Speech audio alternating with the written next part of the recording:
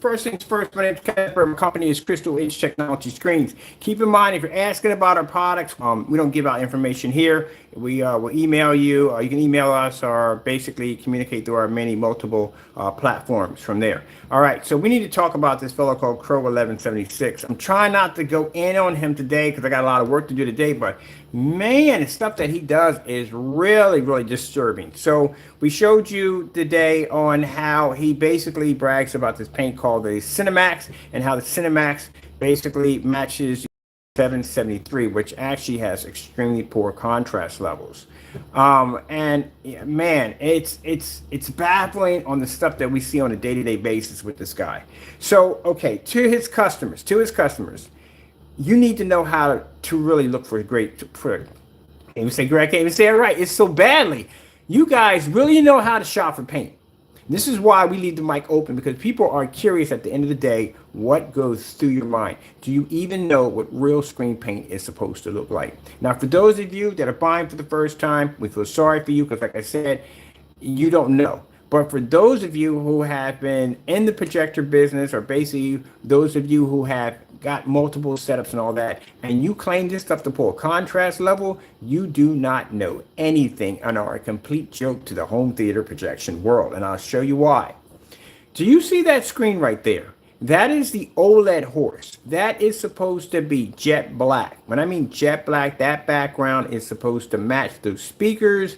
It should be matching the cabinets. It should be matching the frame around the screen. That should be coming in jet black. The problem we have here with people who make these fake screen paint products and make these fake accusations is that they will tell you that the product basically pulls a 100% contrast level, or if they can basically make out an image can be poorly washed out, contrast levels could be extremely poor, and they will say in their demonstration, because they can see the screen and somewhat some light, they will say, oh, the image is pulling out perfectly, look at the contrast levels. There are no contrast levels in this video at all, period. The speakers are pulling up a better contrast level. Let me show you something here. All right, so if you come over here and you look at the color of the gray couch, see how the color of the gray couch is? The gray couch is literally matching his screen. Do you see the border around the screen? The border around the screen basically is darker than the horse, and it's darker than the screen. Do you see the speakers? The speakers are also darker than the screen. Do you see the projector? Darker than the screen. Do you see the sofa again? The sofa and the screen are exactly the same color. You're not seeing contrast. You're watching a washed out version of contrast. When a screen can't accept contrast, they turn that color. Look at the sofa, look at the screen. Look at the sofa, look at the screen. Look at the speakers, look at the screen. Look at the projector, look at the screen. It doesn't match. And the reason why it doesn't match is because this is black, that's not black. That's gray. That's two shades of gray that's being picked up. Did you notice the sofa? Did you see that they match? That's poor. That's what I saw in the demonstration. I was like, wait a minute, I've seen this somewhere before. That's his demonstration that he shot. So basically, this is the Cinemax. This is the screen paint that we have this individual matching the Network Gray 773 and still selling this product on his website. Not only lying to his customers. Now, if you look at this, right? This is in a fully lit environment. We got plenty of light in here, right? No light behind the back of the screen, right? Now, how come here on the website, we're not picking up the same black levels? We go pop over to the website. How come the black levels don't look the same? They look different, don't they? Because he's sitting in the dark, that's why. The only way Network Gray 773 and some of these products can pull up is they have to be in a dark environment.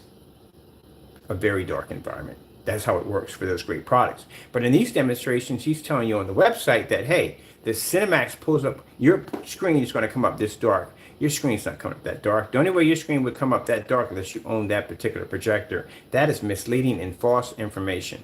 I don't know what's worse. The fact that he's still selling this mess on his site, knowing that it's house paint. Let me talk about that real quick. We'll throw it in there. So the fellow, Crow 1176, website is Crow 1176 ScreenMix.com. We advise you stay far away from these products. They are fake.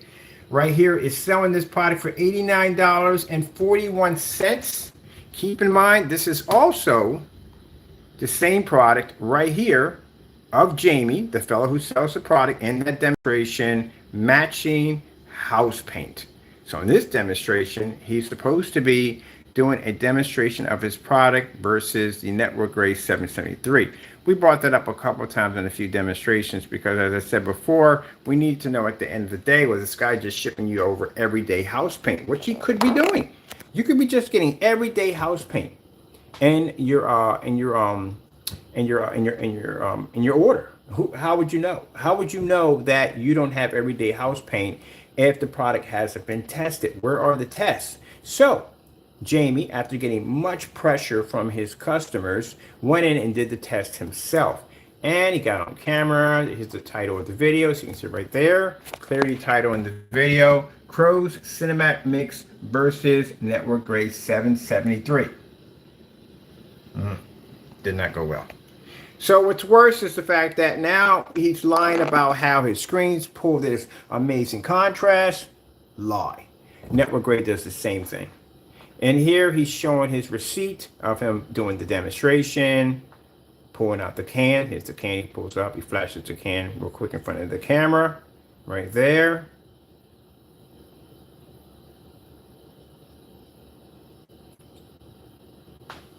Scammers getting caught. I told you, you guys get busted every single day. But that demonstration on the contrast, oh, that is horrible. You're matching your couch. Your couch is gray. You're literally matching the couch.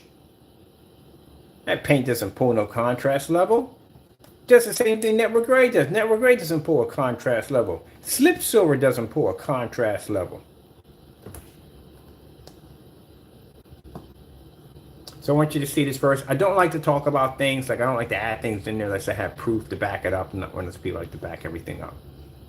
So right here, he gets up on camera. He's going to show off his receipts, showing he did do the demonstration with Network Grade 773. Now, keep in mind, Jamie, this is a video that you designed to defend yourself. And just let y'all know, he made this video to defend himself because we did the test ourselves. We found out the product did match the Network Grade 773. And by customer demand, he went in and did the demonstration himself just to come in and match the product. So that's why he's bearing his receipt. He's showing off that, look, I did this test. It doesn't match at all in any way whatsoever. Problem we have here is that it did match. And problem we have here, as I said before, he went in and he removed the product off, the video off his site. So there it's showing right there. You got the emerald. Emerald's always going to cost a little more, and it's $29 a quart. Actually, if you got the super paint would have been around $23 or about $17, but with tax and all, it'd have been like $23. That's what it would have cost you altogether. That's it.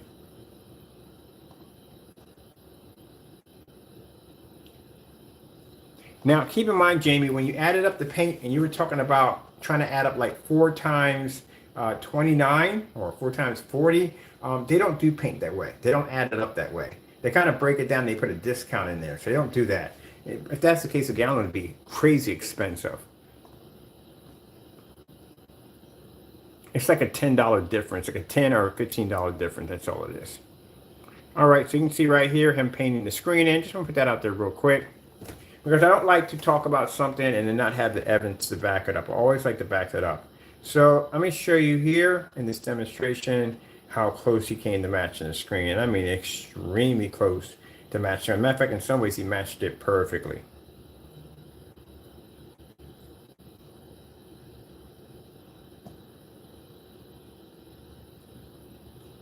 I don't know what's worse. I don't know what's worse than the fact you're going and you're lying to your customers and you're telling them you're seeing contrast at the end of the day. See how washed out and faded the screen is right here? That's the same thing as the Network Grade 773. But I don't know what's worse. The fact that you're going in and you're stealing from your customers on a daily by telling them that your products are not Network Grade 773 when they are. They can do the same thing with Network Grade 773.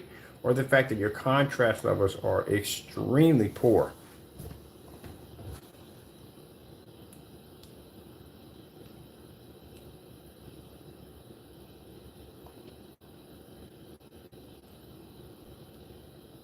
Or just to give you a look at basically how close this product matches the Network Grade 773. And basically, you could do the same thing with that paint instead of going in and spending the money for $90, $89 for a quart. Mind you, a quart, you can get a gallon for that much.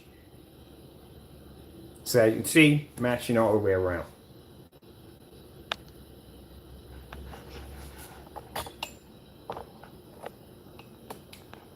And that's why we got the mic open, gentlemen. The mic is open. Waiting for you naysayers to say something, putting you on blast. Explain, explain, explain. Y'all talk about contrast levels. I'm not seeing contrast levels here. And right here, like I said, this product matches perfectly to house paint. And yet he has the same product right here on his website for sale, going for this ridiculous price of $89.41 for a product that matched house paint in the day. This is even more sadder. See the contrast levels here? See how much darker they are here? The reason why they're darker here because he's using a P2 projector and he's in the dark with the 2,000,000 to 1 contrast. But if you come over here, you will see the customer's demonstration where the screen is completely washed out.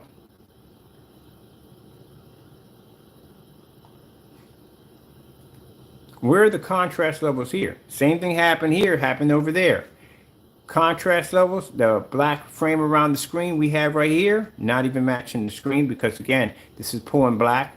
That's not coming up, it's not matching the screen. Speakers are not matching the screen. So what you're seeing is a gray screen here. But on his website, he's showing up a screen that's pulling a very heavy contrast level. But for some reason, when you're not using the P2 projector, it doesn't work. If you put light in the environment under the P2 projector, it doesn't work. So here we are, same environment, screen's washed out. Come out of here. Let's go over to this demonstration right here with the OLED display. Hopefully this video didn't go missing. Here we go, here we go. There we go, right here in this demonstration. Same thing. Same washed out image.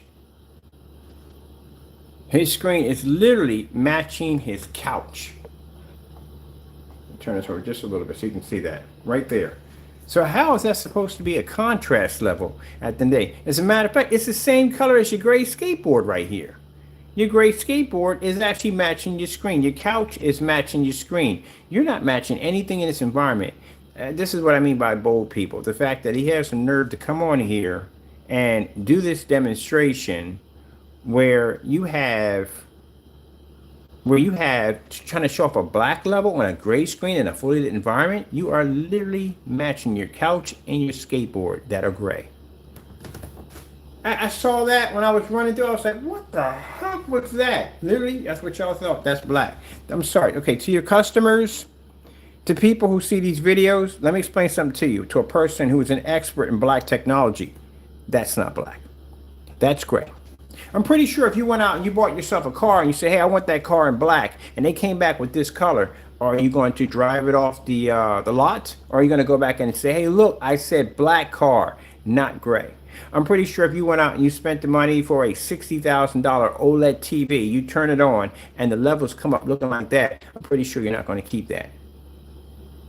Even at $1,700, you're not going to keep that because that's not black, that's gray. Now you can see, there you go. The problem we have with people who do these cheap, untested screen paint products is the fact that they think that if they see the image, if the image is watchable, if they see the image, then it's considered to be a good product. No, to people that are experts in that field, this is an insult.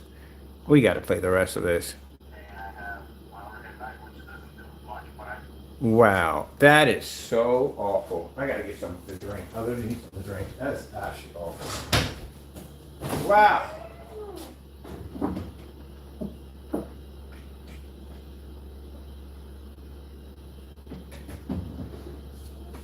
Now lady, go back and get something to drink. That is absolutely awful. That is so washed out. That's not even funny. I need pictures of this for the freaking forum site. That is absolutely horrible. that y'all consider this to be. This is the reason why we're going to dominate so heavy. We dominate heavy online. Offline, we're going to be actually unstoppable. If this right here is supposed to be our competition, are you kidding me? It's matching a skateboard. Doesn't match any of the black speakers. That is so, wow, look, you can't even make, this is supposed to be a horse in that demonstration. Where are the legs? What happened to the legs? Where are they?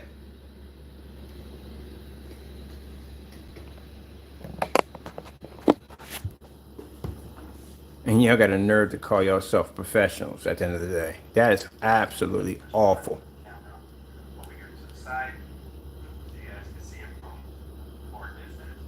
Where's the, you do know this is the OLED demonstration. So in this demonstration, you're supposed to be seeing multiple layers of black. That's what you're supposed to be seeing. Oh my goodness, I swear. This is the funniest thing I've ever seen in my life.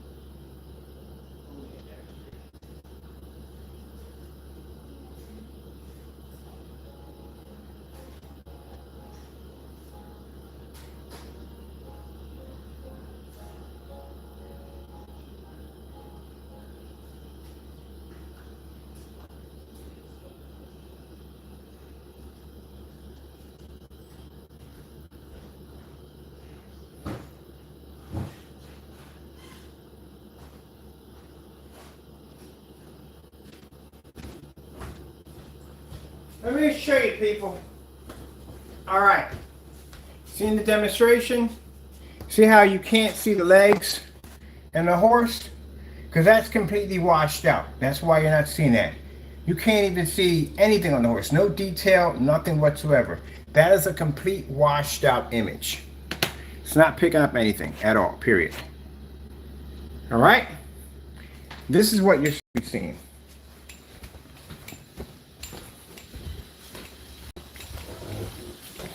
This is my projector that sits back 19 feet from my screen. Sits in a bay of windows, as you can see. Whoop, and watch my drop my stand. This is what you're supposed to be seeing.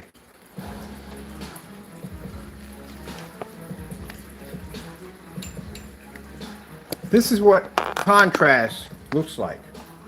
Did you know the horse had a saddle on it, right? Let's go back to the beginning.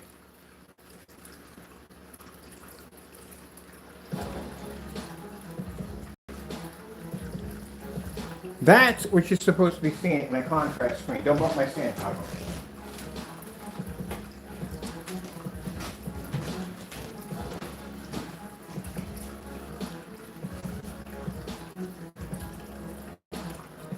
Let's go back again.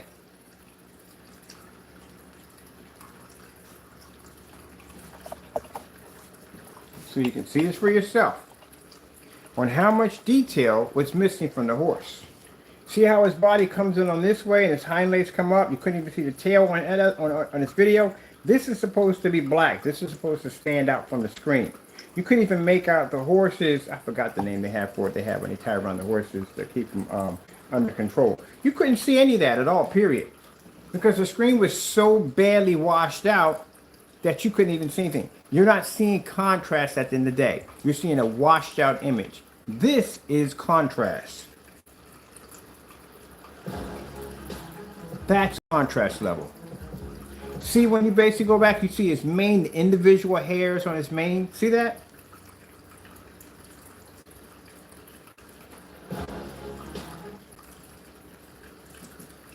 That's what you're supposed to be seeing. That's what a contrast technology looks like.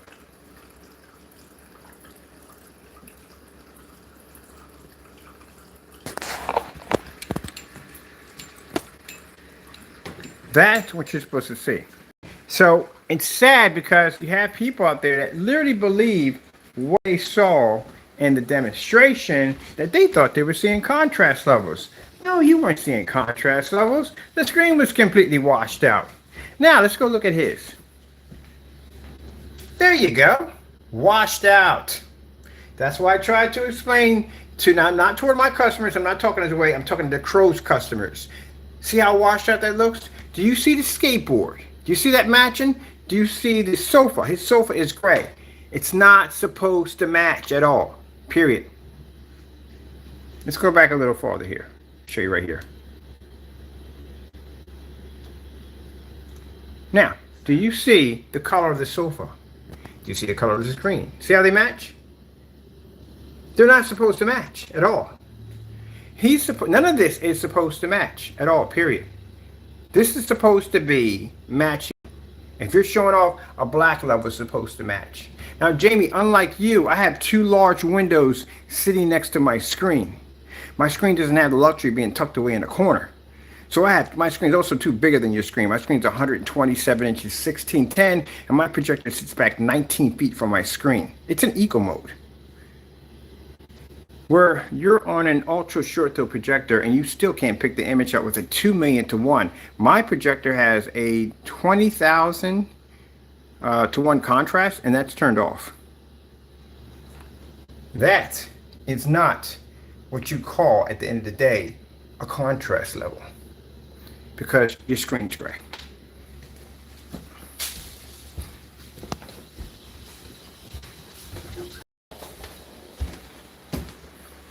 That's a contrast level.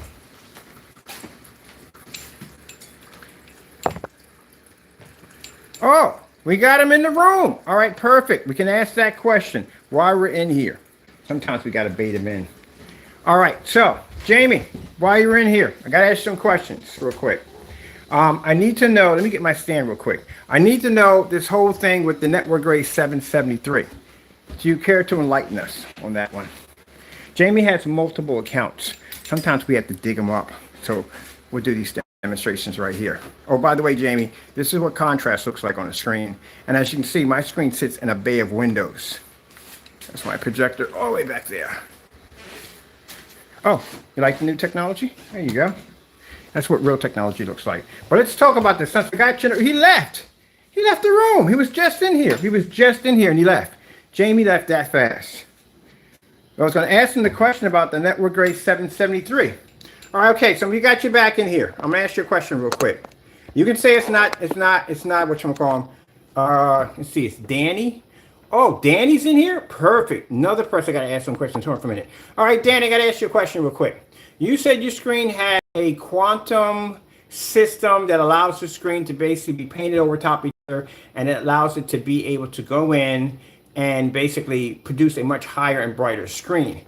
Do you mind doing a demonstration for us today of showing us the 4 applications, and in each application you have to miss one. You have to have the final screen of each one, so we can see what would be the reaction if one of the applications were missing. Can you show us that today? Also, too, I would love to see a demonstration of your product laying against your theater wall and you doing a demonstration of color, contrast, and white levels. Do you think you can give us that today? Yes or no? Because I've been dying to pick your brain on that one. Yes or no? Come on, man. Reply. Yes or no? See how quick they don't speak? See, when we give them actual tests they have to do, see how quiet they get? By any chance, okay, I got to go in for you. What about you and Crow? Can you and Crow go in and do a demonstration? Oh, Face the King? That's funny you would say it's not you, because Face the King is what you have right here on your page, right? So why would you put Face the King if you're saying you're not Face the King? That doesn't make any sense. It kind of sounds like you want to be known that you are this person, but you don't want to be known to be this person. So let's go pull up your account right now. Now, that's what I'm asking you. I'm asking you some simple, basic questions. Can you do those demonstrations today? I know I'm talking about you, Danny. It's definitely you. So I'm asking you a question again. Can you do the demonstrations today? Or how can you keep canceling my orders? Because we got several cancellations here from you. Oh, we have to talk about this. I finally got this guy. He never comes in the room at all, period. I've got to ask you some questions real quick since we got you. Open up the mic to bring you guys in. Don't think because I open up the mic and thinking, oh God, I hope you're in. No, we open up the mic to get you in here so we can talk to you real quick. I want to talk about some of these canceled orders we got from you. Now, you said your product is the best, and you say you are the king, right? That's what you said, you're the king, right? So let's see what we got here. You got a stack right here on you. Sorry about that, buddy. I got to find you in the pile of papers here. So I'll get you. Don't worry, I'll get to you. Now, you say you are the king, and you walked around in your backyard. You made some statement about how I canceled an order from you, but I've been asking you for the cancellations, and I'm not getting them. Can you get those cancellations for me? Now, see how we're just asking them basic questions and see how they reply back with emojis and stuff. I told you that when they get nervous, when they can't back up products, when they can't give you proper answers, this is how they respond back, and it shows you how unprofessional they are. We're just asking them. All right, so is it possible that I can get the receipts on the so-called canceled order where you said I canceled your order? Can I get those receipts today? Can you post that demonstration today? Yes or no? Okay, well, we'll wait for his answer while I'm looking for his canceled orders. Now, your orders were a little interesting when we ordered from you. We used the same $160 for all your orders, which you gave me back the money back extremely fast. I do appreciate that. Thank you so much for putting the money back into our account. But also, too, we are trying to get your products over here for testing, and you seem to be canceling orders, or your website's never open. At one point, isn't this you? This is you right here, right? At one point, let's see, this is when we ordered A-Star, right? This is your product, right? And you gave me back my money, refund it back. So you say you're the king and your product is the best, but yet every time we place orders from you, you cancel out. I got about $700 worth of canceled orders from you. Now, I do expect for them to reply back with the laughing and the emojis. That's usually what they do because they can't back it up. And can you, we do an order today for you. I'm going to get a cancellation. I got another one here from you. This is for the sample pack. You used to have these on your site. We ordered from you, and you went and you canceled your order again. Another refund, money put back to our account again. Let's see. Let's go to your website real quick. Let's go pop over here. Now, I will tell you this. Your shipping policy is good because I looked at it already. You do have a good exchange policy. Jamie doesn't have a good exchange policy, so I'll give you credit on that. But other than basically the stuff you're talking about on how your products are, it's not a paint, it's a solution or whatever you call it, that's fake. That's not real at the end of the day because you have no way to back that up. So if you can give us a demonstration today, we would appreciate it. Partay. And again, how come your site comes up? Oh, question I need to ask. The black paint, why is that seasonal? Because I don't know how that's seasonal. Now, we got these screens over here, the acoustics. They're seasonal screens because we only spray them outside and we spray them in the wintertime. So that makes it a seasonal screen. How does a black paint become a seasonal? Can you explain that to us, please?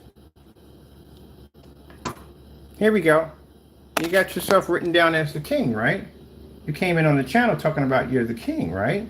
So if you're the king, as you claim you are, that's why I don't know why anybody would come in unless you got somebody who's mimicking you at the end of the day and calling themselves the king. Only what I can think of that has to be you. But you don't want people knowing it's you. You just want to say it's you. Okay, I see what you're getting at with this. All right, let's go over to your channel real quick. Let's see what you have written up here. Call us and talk to the king. There's Partay right there. And Partay right here is calling himself Face the King. Isn't that what you have written down right now on the handle for your YouTube? All right, just want to check, want to make sure it's you. So how are you doing today? I hope all is well with you. I am looking forward to seeing these tests today. I've been asking and requesting these tests since last year. So Partay claims that his system has a multi-stacking system. Partay, you're good at math, right? I'm pretty sure you are. I don't know why you would put your paint in 48-ounce containers. You do know that a 48-ounce container paints way more than a 32, right? So you're saying 120 inches you get from the 148. If your product is that thin of a coating, how in the world does it take 48 ounces to paint in a screen of 120 inches? The only way you would have that issue is the paint is really, really thick and the coverage is awful. That's the only way. But if you're claiming your product to be this very thin coating, then you would need less than 32 in order to cover a surface of 120 inches, which means you didn't do your calculations correctly. I think you were just copying us. Now, you do know, now this is where I'm going to confuse you. If you want, I'm not trying to be rude here, I can entertain you with sock puppets, but don't get confused on this. I think your stacking system is a lie, and I'll tell you why it's a lie. Financially, it doesn't add up. All right, follow with me, Partay. Try, okay? Now, you sell your product is 160 bucks, right? That's what you're selling, 160 bucks. You get 4 containers of the 48 ounces that come with that, right? So if it was 32, you're actually adding an extra 16 ounces to that, which means it would take a gallon and 64 ounces in order to complete 4 48s. I'm going to lose them in this. I know I am. I don't have the sock puppets available. They're in the attic right now, so you have to excuse me on that one, but we'll push on. All right, now, let's just break it down and make it simple for you. Let's just say it's just 32s, okay? We'll forget the 48s. They don't exist for right now.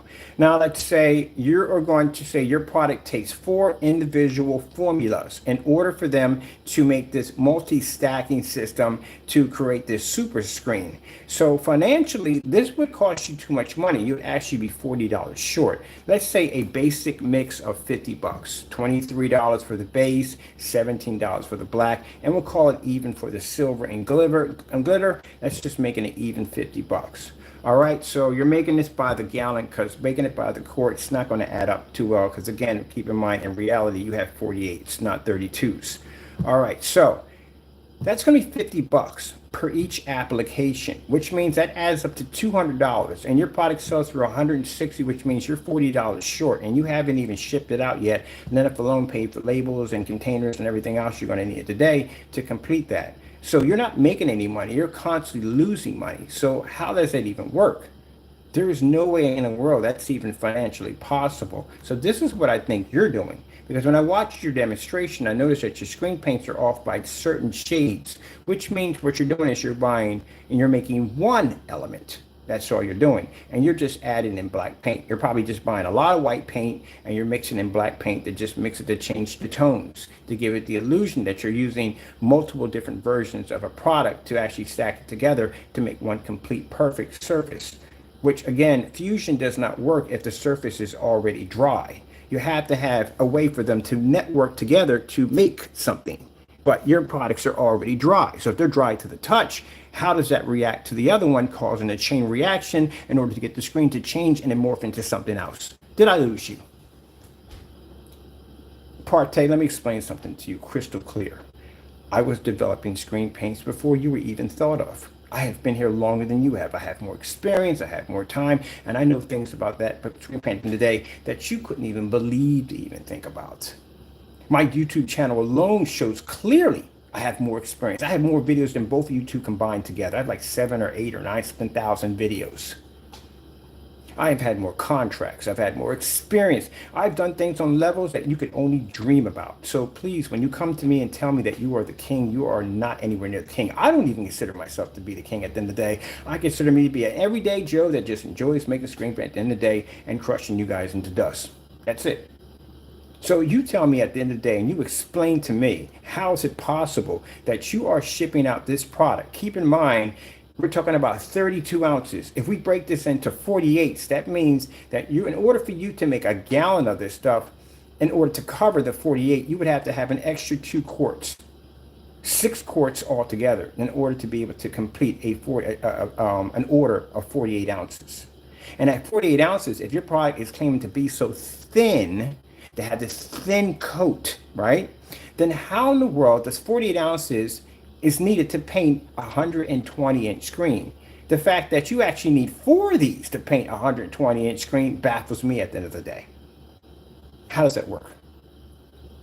I've seen the demonstration. Another thing I have to ask too, in your demonstration, you made multiple mistakes. At one point you said 2-inch, then you said 3-inch. At one point you said you have to stir it between each application. You only did that twice in the video. I watched your video multiple times. Trust me, it was painstaking. It was not fun at all.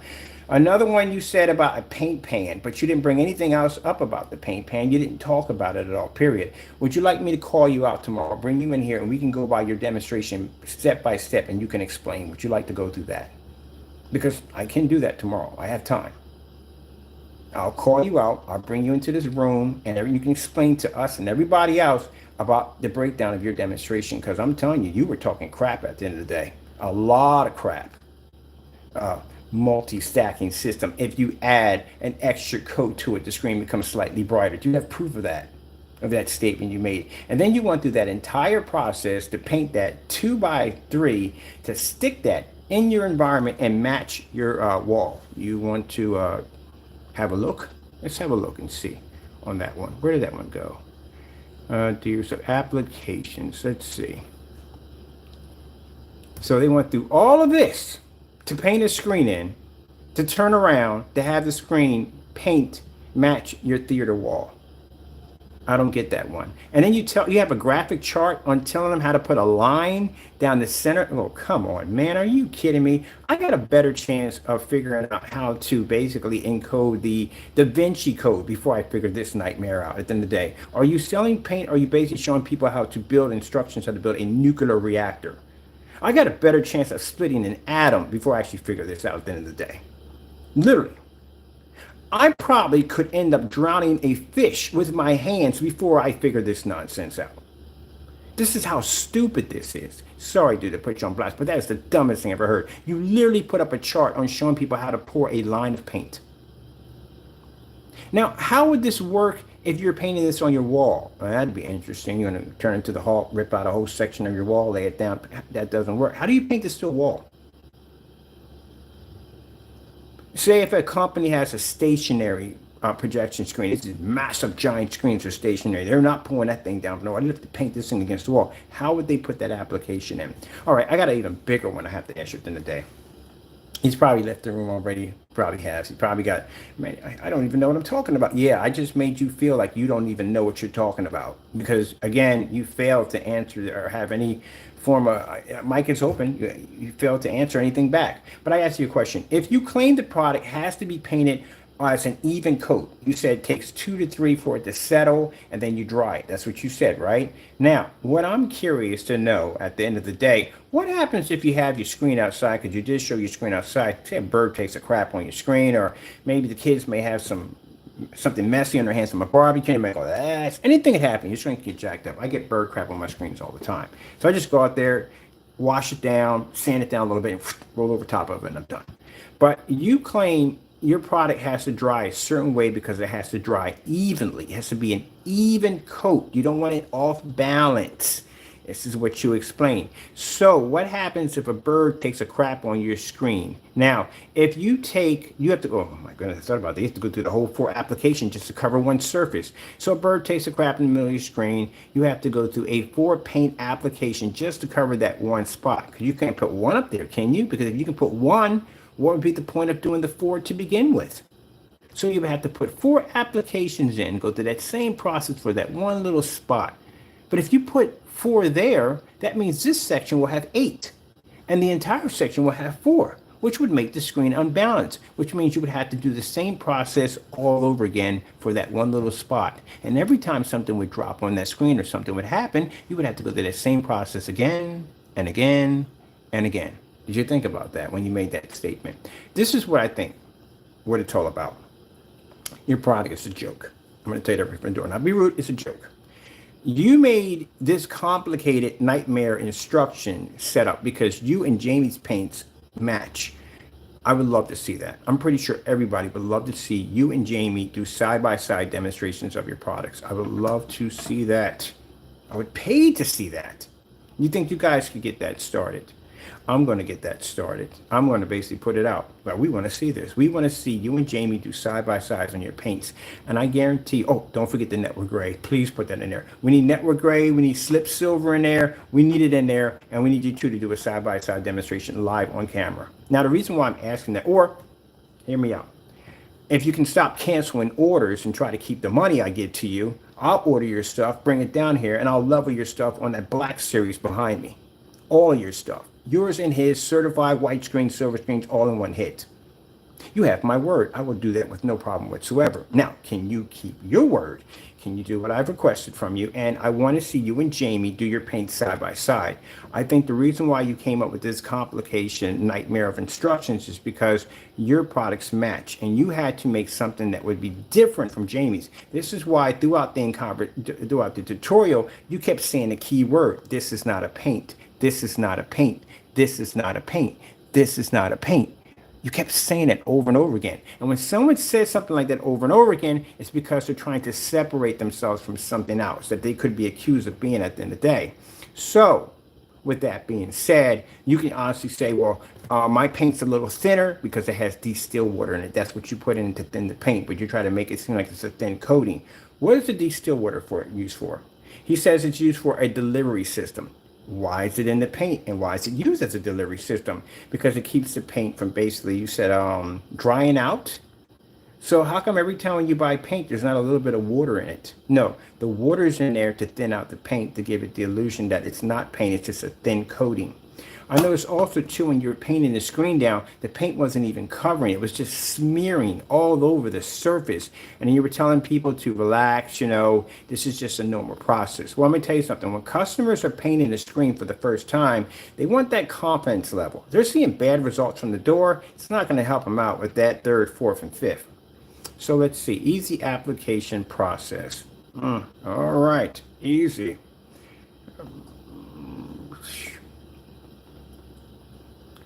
I'm not trying to be rude here, but your page here looks like the Monopoly board. For some reason, I feel like saying do not pass go, do not collect $200. Now, this is you. Mind you, don't get mad. You guys post this stuff at the end of the day, and you get upset with me because I put you on blast. Hi, folks. Danny here at Partay. So tonight, I have Miss Kelly with me. She's going to be painting a screen for us. So I have a few things I want to talk about first, specifically about the surface. Let me go get a speaker. We got you in the room. We're going to talk about this one right here. I cannot wait. We're going to get a speaker. Stay there, Partay. Don't go anywhere.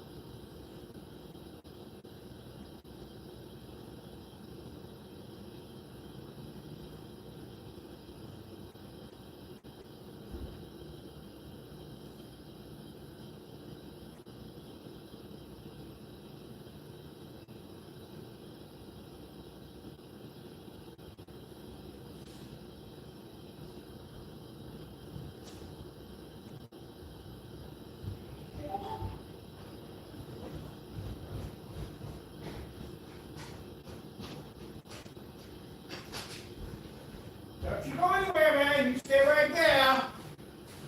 We gotta talk about this, man. I've been dying to get you in the room for the longest time. I'll have you in here tomorrow, Partay. I'm gonna put you on blast tomorrow. I'm gonna have you here tomorrow. We're gonna have Partay here tomorrow. Partay's gonna grace our presence tomorrow. I got a lot of questions to ask you guys at the end of the day. Now, keep in mind, as I said before, we expect for you guys to carry on. We expect for you to come in here and act up because, again, you're nervous. That's what people do when they're nervous. So, we expect for you to carry on like that. We expect for you to curse, carry on, put emojis, all that stuff, do a lot of laugh emojis. We expect for that. I want to ask some questions about your deal with these videos. I'm dying to ask you guys about this. I want to know. We got to know. So let's listen to this demonstration here. Why I got you in this room. And you talk about your products being the best. Man, I got $700 worth of canceled orders from you. Do you know that? Again, I'm going to ask you a question. You walked around in your backyard talking about how I canceled your order. Where's my receipts? I've been asking that for the longest time. Where's my receipts? Can you show me some receipts from PayPal and from my server showing a canceled order? Because I got plenty of yours right here. So I'm expecting to see that today. Don't be talking trash and you can't back it up. My goodness, man. Yeah. There we go. Let's listen to this. Let's see how crazy this is supposed to be. Oh, by the way, Danny boy, newsflash, since I've been around longer than you have and you're new considered to my world, let me explain something to you. Projection screens have been printing on since 1.1 aspect ratio. When you're using 35 millimeter film, they have never ever put a velvet frame ever on a motorized projection screen. Not ever. So you know that. But you try to come on camera like it's something new. That's a noob in the day.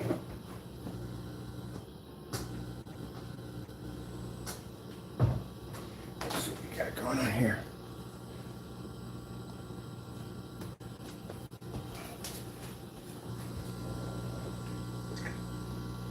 We have to grab the wire. Wait a minute.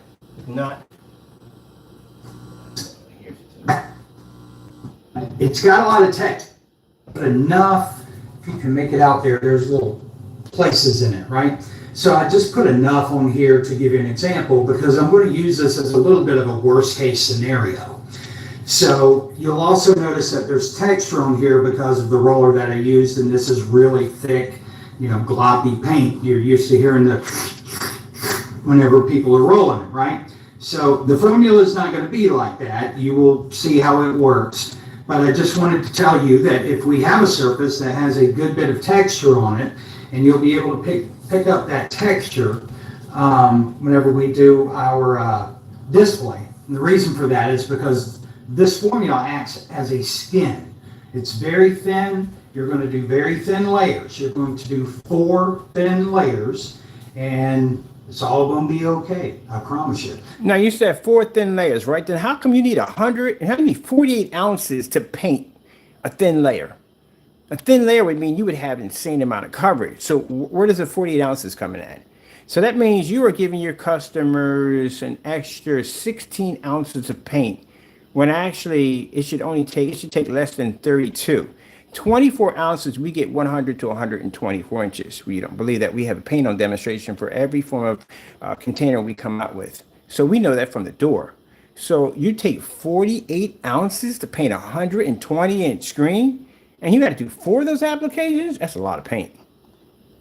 You're going to see your first roll is going to be the ugliest paint job you've ever done probably in your life. So don't worry about it. That's good. That's fine. Now, breaking it down for you, Jamie, I hope you're in the room because I got so much I got to talk to you about. Now, as you said before, the first roll is going to be the ugliest. First things first, why would anyone want to start off with an ugly roll to begin with? That does not help the confidence of the customer who basically already is nervous enough as it is painting the screen, and they're going to start off with the screen looking ugly. That's not good. That's why it's going to be okay. It's going to be okay. No, it's not going to be okay because they're not going to want to finish the screen because their confidence level is dropped. Not good at all. Let's move on. You'll see as we go through this that this is not about being a master. This formula has been designed to make it very easy for you to do, where you pretty much have to try to screw it up. Maybe just take and do some finger painting in there. I can't guarantee against that, but this should be fairly easy. All right, so first things Now you said fairly easy. I noticed in this demonstration you have instructed your wife multiple times on how to paint the screen as if she was doing it her own way, but you were instructed her how to do it that way. So that's not easy, but you'll see. And listen for the word paint pan. That's the magic word because he mentions the word paint pan, but he doesn't add anything else on that. He realized he messed up. If you could pour that into a paint pan, what would be the purpose of putting the line in the middle of the screen? want to remember is when you open up the product, you want to stir it very well, okay? And what you want to do is you want to make sure you stir the bottom. Almost I do mine in a checkered pattern. I kind of go one direction from side to side and then, the other way side to side. And I'll do that a few times and then make sure that you get around your edges so that you don't have stuff that's just stuck to the edges. Now, this over Remember, he said stir it before each application. Remember that too. over time, probably by the time you would receive it, it's going to look like it does when we mix it. But over time, you will have some separation there that could occur, and that's going to be because we use a combination of a distilled water with something we designed here. The polymers in it are heavier. It's going to fall to the bottom over time. So your water will kind of rise to the top and separate. That water is really only there as a delivery vehicle for the product because it's going to evaporate. What Kelly's going to do is That is the dumbest thing I have ever heard in my entire life. Please enlighten me on this one. So bottom line is you put distilled water in the paint. Of course, it's going to separate because it's not supposed to be in it to begin with. And why in the world would it evaporate? That doesn't make any sense. That means basically paints that I have here in the house would automatically evaporate if there's no water in them at the end of the day. That's the dumbest thing. You put the distilled water into it to thin out the product, so that way it has a different texture than Crow's product at the end of the day, and you can claim that's being this light, thin product. That's why you have the water in it. But that whole distill system, and that's garbage, man. Come on, you can do better than that, man. Oh my goodness, I'm watching this for this. I know your video so well that I've watched it so many times, I've memorized it. This thing is a freaking nightmare. That's the dumbest thing I've ever had. Water to partay. Do you see this product right here? Do you see these? These products right here go through flash zones, they go through testing, all that stuff. They do all those tests already to make sure that this product is not going to dry up on the shelves when you go buy it. If that was the case, anytime you went over to Home Depot, Lowe's, or any place to buy paint and you pop the top, it would be automatically dried up because it didn't have water in it as you claim. Good gracious, you do something. Let's move on. Dumb stuff. instruct her on how to get started. And the way that we're going to get started is think of this as your full screen. I usually break mine into thirds. So you would have 3 areas. There's actually 2 kind of divots in this thing. You can see one over here and the one here. But we'll break it into thirds. What I usually do is run for this size panel. We're just going to run like a little 2-inch. If I'm doing a full screen, I'm probably going to run about a 3 to 4 inch, maybe 3 inch. Start with 3. That's dumb. Okay. You just broke a brain cell. I just heard something, dishes crashed in the back of my head. So let me get this straight. For the size of the screen, it depends on how wide you have to put in the paint application across. Now, mind you, people, this demonstration literally was so long. Just to prove it, I have a demonstration where I painted a 100-inch screen and an 80-inch screen twice before that video finished. You can always pour a little more if you want to do it that way. You can use a rolling pan. The thing is you can use a rolling pan. If you're going to use a rolling pan, why would you basically worry about putting a line in the middle of the screen if the paint's already in the rolling pan? How would that even work? Why would you even need the instructions on this whole 2 to 3 process of putting this line in the middle of the screen? If you pour it in a rolling pan, we're going to pour a line in the rolling pan and dip the brush in there, roll in there, and then put it on the screen? That doesn't make any sense. That's where he realized he messed up. He should have never said rolling pan. I wouldn't use more in a rolling pan than what you plan to do in one coating. Hear the hiccup And in the I'll voice? explain that as we go, okay? So the easiest thing to So mind you, listen for rolling pan anytime in the demonstration. You see, look, he made a mistake. He messed up. He should have never said that to begin with. But he said he's going to explain it as we go along. He never explains it. He never brings it up again because he made a serious mistake. If you can use a rolling pan, there's no point in having the chart. There's no point in having the line and the paint in the middle of the screen because you don't need it because it's in a rolling pan. So how does this work with a paint sprayer? Am I going to take the paint and down the side of my screen, one long line? How does that work? There you go. You basically decapitate yourself on so many levels with these instructions. do is Kelly right now, I've instructed her, she's going to run about a 2-inch line. You said 2-inch, but you have 3-inch right here. You don't even know your own instructions at the end of the day. You just said 2-inch. Clearly right here it says 3-inch right here. Now mind you, for each application you have to stir that paint. Let's see if they do it. You already got your first mistake already. Strip from the center of the first one to the center of the third one. Paint wasn't stirred. There you go. Just keep going. There you go.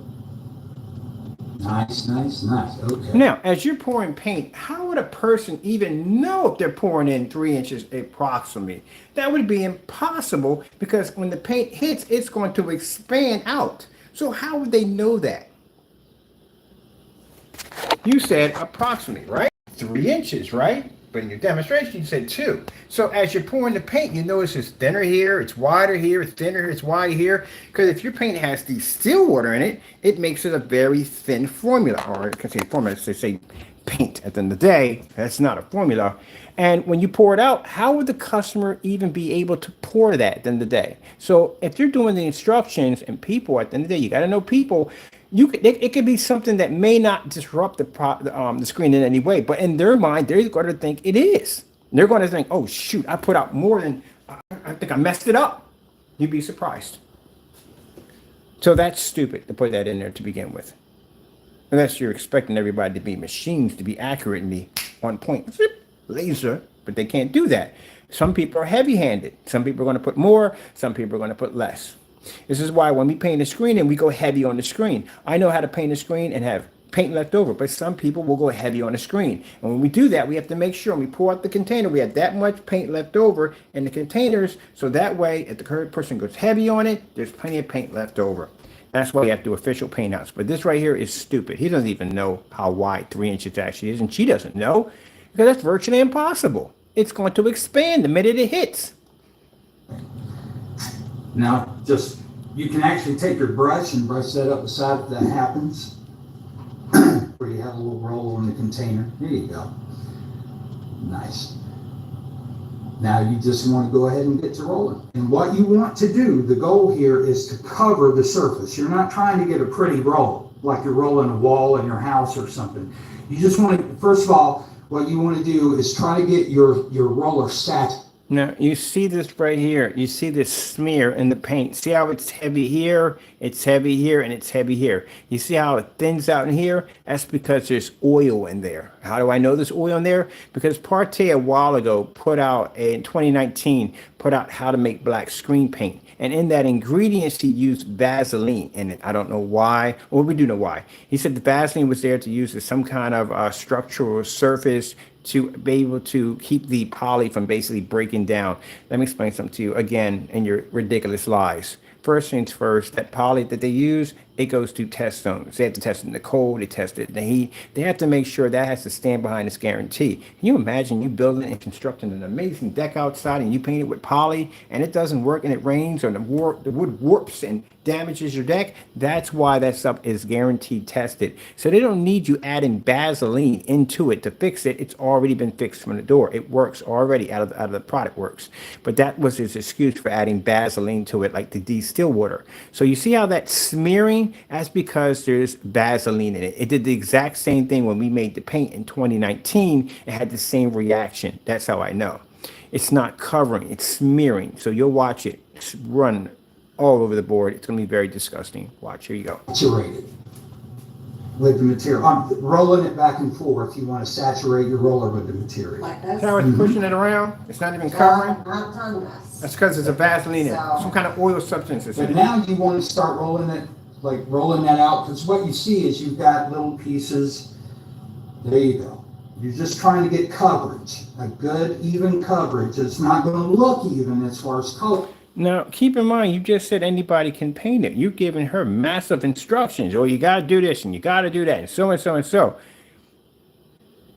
That's not good. It's not a good sign. You know how fast it takes me to paint a screen? By the time you put your first coat on, Danny Boy, I can paint a 100-inch screen for each application you put on. Be done just like that.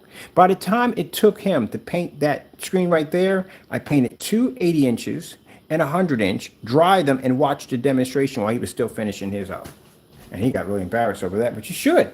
Who in the right mind's going to paint this nonsense? Look how it's smearing all over the place. It's not even making contact with the surface. That tells me when I see that, you got something in that paint that's not blending well. And that looks a lot like either some kind of oil, baby oil, Vaseline, shortening. Something's in there that's causing the separation. It's not even sticking. Look at this. It should automatically show some kind of coverage. Now, if a customer opens that up, that container up, and he gets that kind of reaction, that's not going to go well. You're going to end up getting a PayPal claim against you. But you want the whole surface to be wet. It's as easy as that. Just basically, try not to roll it off. I get wet.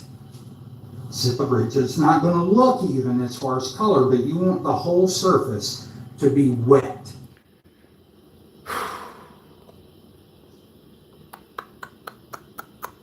You want the whole surface to be wet. If you're painting the screen, it's going to be wet regardless. If I paint that wall with paint, it's going to be wet. It's called wet paint. It's going to be wet regardless. So the thing about it is, you're painting a screen, the first application, just to make the screen wet? That doesn't make any sense. That's the dumbest thing I ever heard in my entire life. Let's move. Let's keep going. It's as easy as that. Just basically, try not to roll it off. I usually roll side to side. I got you. You're gonna start to me.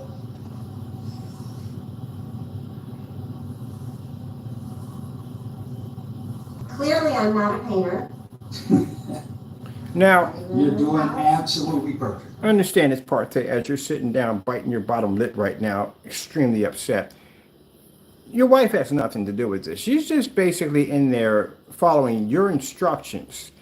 And yeah, she's not a painter. I can see she's not a painter. But again, like I said, it should be an easy application. That should be it. A kid can't paint that in the day. That's a nightmare right there to start with. See the caps coming up? See how angry he's getting? He's getting very upset.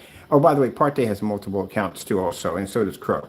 But you see how angry they're getting? No customer is going to show that kind of passion toward their product at all. Keep in mind, I haven't seen any customers. We've looked. But anyway, that's him upset. He's angry. But let's not ignore him. Let's talk about this. His wife, on the other hand, like I said, she's just painting the screen in. And that's good that he got her there to do the demonstration because she's just an everyday person. That's good. Never painted, probably wouldn't work with paint all that much. But the fact that he's keep instructing her. You have to do it this way. You have to do it that way. That's not easy instructions at the end of the day. But let's move on. And look how horrible that looks.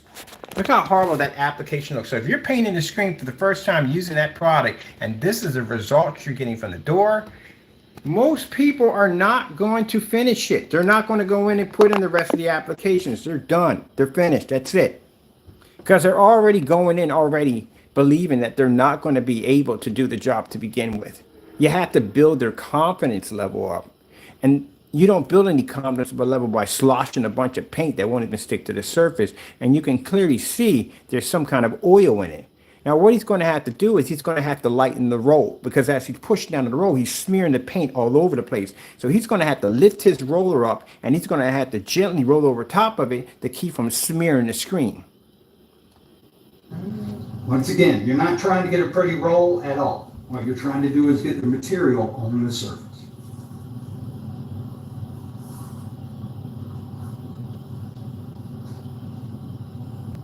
All right, see, now you can start applying just a little bit of pressure, going either side to side or up and down. Just apply a little bit more pressure. Be easy with it. You want to roll your roller. There you go. She was rolling it. What are you talking about? Yeah, not just You don't want to slide. put no pressure on it because you'll smear the screen. All right. Now you see how that's starting to coat across the screen now? I do. All right.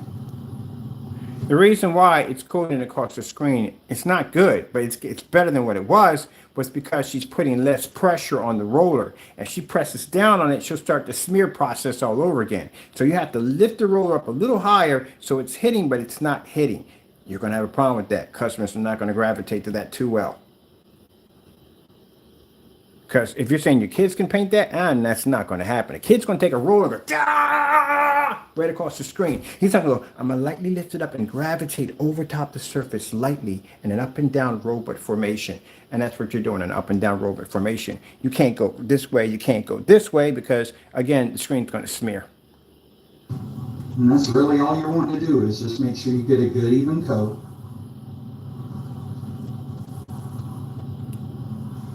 And even All with the right. light roll, you will notice that you will see individual spots pushing through. That's the oil separating from the paint. That's why it looks like that. And after it dries, you will still see the same reaction.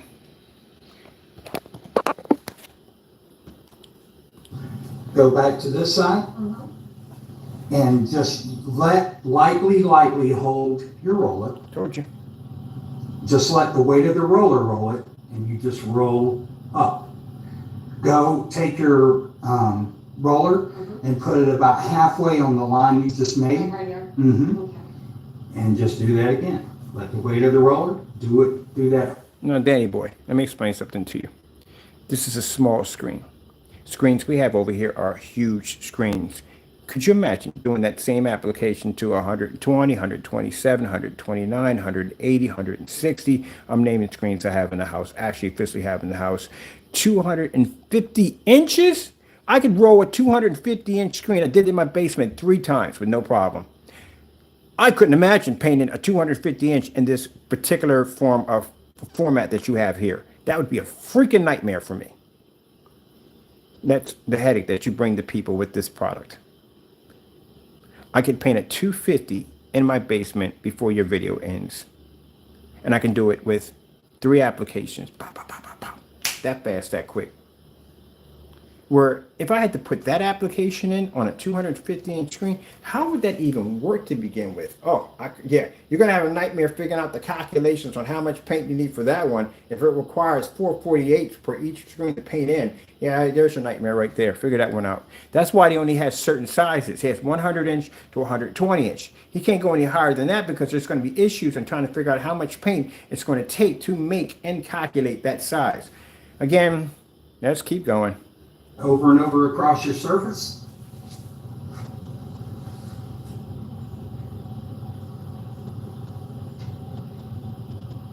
It could literally make this a drinking game. I don't drink, but this would literally be a drinking game. I've watched this demonstration 5 times. I should be getting Now, the reason we're doing this is because I want to show you it's very easy. It's just a technique, right? But also, this will help you optimize. That's it. You're done.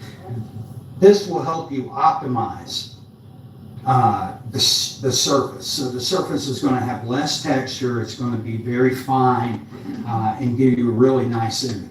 Now, remember what he just said. It's going to give him a nice, fine texture. Very fine, very smooth, okay? So that's it. It was just coat the surface, do your light roll all the way across, and then now we're going to let it set for maybe 2 to 3 minutes just because this starts to try to level set itself. We're going to let it set for about 2 or 3 minutes, and then we're going to put it on the on our fan. Excuse me. We're going to put it on the fan, and we'll be back in just a few, okay? Now, if you have to level set this for 2 to 3 minutes, again, what happens if a bird craps on your screen or somebody marks your screen gets damaged, something happens to it, and you have to repair that one spot? Or are you going to have to go through this whole entire application for that particular surface? And that means since you can't basically put the line across the screen, if you got a screen like my 250 outside or any bigger screens you may have outside on the display, you're going to have to take that entire screen down, lay it completely flat, and do that application, because if not, the paint's going to run all down the side of the screen. So if you're talking about it has to even out, it's self-leveling system in here to even it out, that means that you're going to have to paint the entire surface all over again for one little mark, one little spot, because the screen's going to be uneven. You're going to have 8 applications here and 4 all around it. You didn't think about that, did you?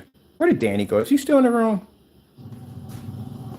All right, so we're back. Now, one thing that I did forget to mention in the first coat was when you finish, rinse out your roller. Now, what I do is usually that's the reason I use so little material. That way there's not really a lot to rinse out of your roller. Oh my. Danny, please tell me you're in the room, because I need to have to talk to you about this one. Let me explain something to you about how things work in the real world. I tell you, when I hear stuff like this, I'm as giddy as a schoolgirl with a new dress, and that's a whole lot of giddy. Let me explain to you how things work with rollers, since you're a noob and you don't understand how things work. It doesn't make a difference. If you're painting a 100-inch screen, if you're painting a 50-inch screen, if you're painting a 20-inch screen, they're both going to have the same amount of saturation of paint to the roller. Just because you paint a screen that's smaller doesn't mean you're going to have less paint on the roller. They all are going to have the same amount of paint on the roller. Seriously. You ever seen those memes with Jackie Chan? I don't want to say the curse word, where he's going, ugh! That's how I feel right now. That is literally the dumbest thing I've ever heard in my entire life. So you're telling me if I paint a screen that's bigger, I'm going to have more paint on my roller. No, they're all going to have the same amount of paint. Let's paint the rinse out. My goodness, man, I swear. Where do you get this from? Were you drunk when you did this video? I have to ask. Was when you finish, Listen, rinse out your roller. Now, what I do is usually that's the reason I use so little material. That way there's not really a lot to rinse out of your roller. So you don't waste a lot of material, but you start with a fresh roller for this coat. So this. No partay. I don't know what's worse. The fact that we saw Crow, we're going to add you in the caption, by the way, that Crow comes on there and says that how much is a gallon of paint? 2, 4, 6, 8. I'm thinking, buddy boy, where in the world did you get 8 from? Where did you get 6 from? You had it at 4. And then he comes in 2, really? And then he says it was $40 a quart, which was actually $29, to tell you the truth, $29.99. But it was $40 a quart. It was going to cost you $80? No, dude, $160. That's what it would have cost you if it was $40 a quart. You can't add at the end of the day. And then you come in and you talk about 36. We had that too. We claimed it was 36 ounces. There is no such, it was 36 ounces you can get, but it's 32, not 36. If you add that up in ounces, it'd be 128. That's what you'd be coming at in a gallon. Oh my goodness. I swear the theories in this, boy, I'm telling you, are unbelievable. You guys are just making it up as you go along, and whatever just sticks. That's what you're going with. Are you kidding me? You sat there and said that that the screen size is going to use less paint, then they're all going to use the same amount of saturation in paint. This time we're going to do the exact same thing we did last time. And while Kelly's rolling it, I'll talk a little about the product itself and what it's designed and engineered to do for you. You forgot to stir it again. That's 2. You're supposed to stir it for each application, so you missed 2 of them already. Now, see, that being said, that right there would basically cause a customer to go into turmoil because he's thinking that I messed it up because I missed a stir. It'd be hard to hold that spoon here. She's not stirring, she's adjusting the spoon so it doesn't hit. Now, you see the color of the paint in the first one? This is why I said the shades are off by just a couple shades of black. This is basically, at the end of the day, the same paint. It's just being toned to different colors. That's all it is. Financially wise, he couldn't do that. If he started off with the basic of $50 at $32, let's say $32, we're showing 32 ounces. We're going to have to do 48s, all right? So basically, if he's doing this at 32 ounces, 4 of those go into to make a gallon. And if he's making this by the gallon per each one, that'd be $50 per each one. For each application would be $50, which would equal up to $200. And he sells this product for $160, which means he'd be $40 short. That's why I believe that he's just getting like probably a 5-gallon container of white paint, and he's just adjusting the shade by different colors by putting a little bit more black paint, a little less black paint, a little more, because it would cost him too much money. I guarantee when we get that stuff here and we break it down, it's black and white paint. I guarantee you. And he has no test. Nice. Oh, I meant to ask, where are your tests, Danny boy? Because at the end of the day, we have tests galore. Can you match any tests under 44 on any of our products? Can you match any of them? If any of those tests done? Any. You don't have nothing at all, period. So your product's not tested. So when your product gets down here, it's going to go through all the testing that we put our screens through, especially that maxed out zone downstairs. So don't fail down there. Trust me. It's a bad idea. You don't want to fail down there. You want to test your stuff. And she's just going to repeat the same thing that happened last time. You just try to move this around, get your roller getting wet, just kind of going back and forth across. As if you just go across your panel there, you'll. Now you see that right there. See how much of it's not much of a difference. That's how we know that the product is a couple of shades off.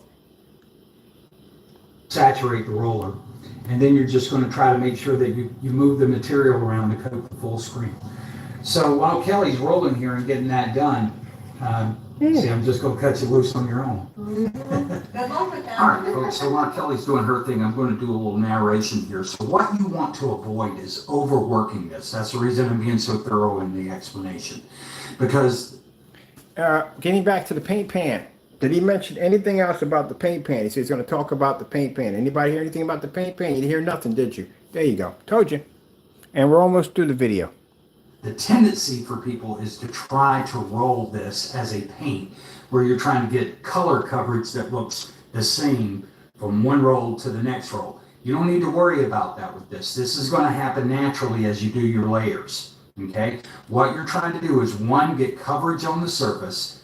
Two, when I say coverage, just get the surface wet with the material. Go back. Step two, you're going to add a little bit of pressure like she's doing now, just rolling one direction. It really shouldn't even be going. People, we're only into two coats. You know that, right? This is just 2 coats. Going back and forth. Just one direction is easy enough. Yeah, just add slight pressure, and what you'll see is that will start to colorize the surface. And then you're going to go back and do the same thing, but with no pressure, just letting the roller do its thing, which is going to give you a very refined, low texture surface. It's that simple. This material has been designed to make it easy for you, and so that whoever creates a screen, as long as you follow the instructions, it's going to come out the same regardless if Tom in Oklahoma does it or, you know, Josie in the UK does it. It doesn't matter, right? It should come out the same. Josie and the Pussycats are not going to do this at the end of the day. No one's going to do this at the end of the day. It's a headache. It's an absolute headache. Now, mind you, you're going through all this for this little tiny sheet. You're going to do this at a 100-inch screen, 4 feet by 7 feet, or 5 feet by 9 feet on a 120-inch, or 235.1, and one of these big screens we have around here. That's why you see me when I get done painting the screen, I say, thank God I ain't got to put 4 applications on this. That's a headache at the end of the day. And you imagine motorized projection screens? People are already nervous enough about doing motorized projection screens, and they start slopping that stuff on there, and it starts looking like that? No. And we're still 2. We're only 2 applications in. Same, and that's the reason that we've designed it to do this. The material itself it's not fully self-leveling, at least not at that, thickness. It's not going to be fully self-leveling, but you do want to let it set for 2 or 3 minutes. And I'll talk about that in a minute, but you're going to want to let it set for 2 or 3 minutes so it can self-level. And then you throw the fan on it, let it dry, do its thing, and as soon as it's dry, now dry is dry. Okay, it shouldn't be tacky, so you want to make sure that it's not tacky. As a matter of fact, when you feel the surface, especially if you've had it on a fan, it's probably going to be a cool surface, but you just feel, and as long as it feels nice and smooth, not tacky at all, you're ready to go. All right, so Partay, explain to me, how is the screen fusing together if it's dry to the touch? What makes it connect? What makes it connect together? If it's dry to the touch, it's not going to connect. How is it fusing together? All right, explain that to us. He can't. He probably left the room already. He's probably outside mowing his lawn right now, crying on his mower. Okay, Skippy, it's okay. Next time you do a demonstration, make sure you explain stuff in the demonstration. If Mr. Bird comes out and says, hey, we got a screen out here that can take on certified screens, we use fully lit environments, we do this and do that and do it. Guess what? Mr. Bird has to back it up. Same thing like you guys. I'll be calling you out tomorrow, just to let you know. I'll be calling you out. Since you took the time to grace my environment, we will bring you in tomorrow, open mic. Tomorrow we will have the guest of Partay, and we're going to break this down again for you. You explain this to us. We want to see that demonstration. Let's finish this off. 2 applications in. If you hear me yawning in the back, I'm not trying to be rude. I'm actually tired. This thing tires you out. For the next coat. So just want to make sure folks understand, do not overwork the product. It doesn't need to be. Once again, not a paint. Not meant to coat like a paint or behave like a paint. You definitely hit the ball on that one. Paint would actually coat faster. Network grade 773, and even this stuff at the end of the day, microblend would coat faster than that. And this is only 1 coat. All right, guys, Danny back. So I want to take a moment while Kelly's doing her thing to give you an idea of the surface. So now you can see, looking at this, Now you see that on the surface? You see how spotty that looks? How separated that looks on the surface? See how bad that looks? The reason why it looks that way is because, number one, it has oil in the paint. It's causing a separation. I've seen that before when we go in and we paint screens like a silver ticket will have a kind of a protective coating. And when we paint it, the paint will automatically separate. And when it dries, you'll see these little white spots pushing all the way through. We do that to lay a foundation, then we go over top of it again and we knock it out. But that's what happens. There's something there that causes it to separate, doesn't cause it to basically grapple to the surface. And that's what he's having. But remember, in the beginning of this video, he said that first application was put there to design to allow the surface to be able to have a smooth textured surface, which you're not getting now. See, okay, there's a line here, and there's a line here, and there's a line here, but we're not through yet, right? So don't worry about that. You can see the little specks in there where you can still see through to the substrate. So don't worry about that. What you'll notice is that we're starting to get a uniform coat. Now, this here, this is a crease in the, you can see in the panel that we're doing, there's some that's a crease. inconsistencies in the Should have panel. puttied it though. But once again, worst case scenario, we're using just an old cheap panel here that's got creases and little divots in it, things like that. But looking at the surface, this is going to start to shape up in our third roll, all right? So You got two applications of paint on there, and that surface looks that bad. That's not good. That's really bad. So we'll get Kelly in here in just a second and get started back. All right, so you want to stir it up again. We cleaned our roller. Now this time he stirs it up because he realized on camera they forgot to stir it twice. This time they stir it up. Very little material came out of it this time, so you did a good job. I'm not using too much last time. All right. Ready? Only partay left. Now you see this shade this time that pops up? This is a little lighter. This looks more like the UV mix with probably about, we did the UV mix with 6 on a reversal. So we did basically black paint, 6 tablespoons of white paint on a reversal and got the UV mix. This looks like probably around somewhere about 4. Okay. Leave what's left in there. I'm just gonna roll that up.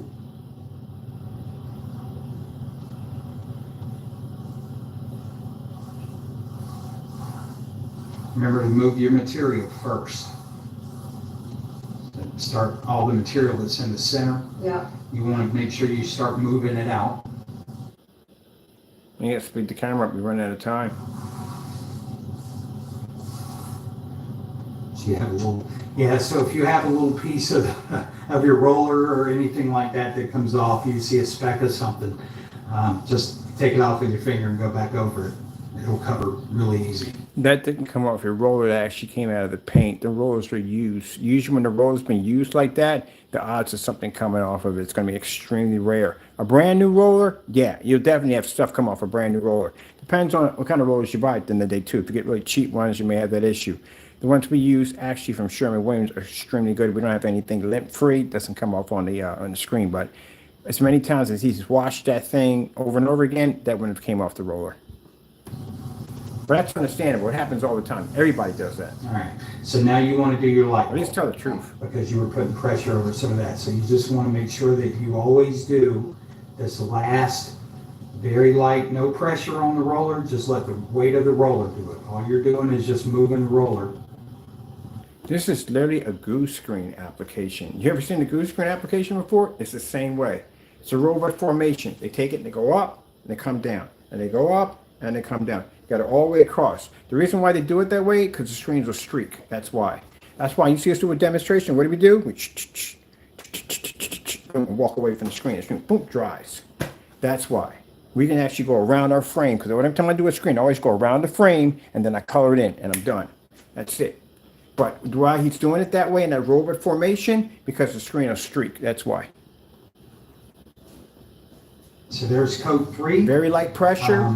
Up and down. It may end up being our last coat. I know I said 4. We'll take a look at the end of this and see if we need a 4th coat. Sometimes I'll go ahead and do a 4th coat. That doesn't make any sense. If you said it's a 4-coat application, then you stick to a 4-coat application. Because now you're saying in the video instruction that we may not need it. But you're saying that you do need it. And then in some of the demonstrations, you said if you add a fifth coat to it, it's slightly brighter. So which one is it? You don't even know yourself. Anyway, it's good that it may end up being our last coat. I know I said 4. We'll take a look at the end of this and see if we need a 4th coat. Sometimes I'll go ahead and do a 4th coat anyway. It's good to have 4 coats because this is an optical layering system. Okay, so you're building something here. Specifically, it's made for it to have essentially 4 coats. So if it's made to have 4 coats, why would you skip one of the coats to begin with, or even make a suggestion of skipping the coat if it's needed? we'll probably come back and do our little 4th coat on it, but for the most. All right, partay. The optical stacking system. I go at the Go-Go Power Ranger or Rotron syndrome, where basically they all stack together. It's morphin' time.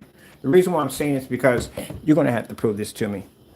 That's a bunch of crap at the end of the day, because each one of those surfaces are dry to the touch. That's why. Now, if you did that with a spray cannon and you put an application on, it's still slightly wet. You hit it again, slightly wet. Each one of them, when they dry, they're blended into each other. That's a fusion system.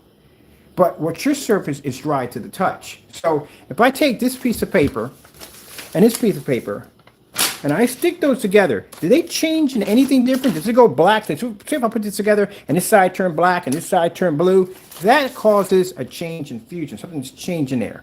But that'd be virtually impossible if the surface is already dry. So how are they able to turn into something if the surface is already dry? How is it fusing together? You're saying if you paint them, what you just told your customers to do is, look, I'm going to sit here and waste your time, feed you a whole bunch of dumb nonsense, and I'm going to have you paint a screen 4 times in a row, and there's not going to be any reason for it at all. Just because I have to show that I have a different product than everybody else's. That's a load of crap. Part, we're going to just let this set for a second, come back. We'll put it in front of the fan there, let it dry, and then we'll be back. All right, guys, we're back, and so we're going for the 4th and final coat. My head literally hurts.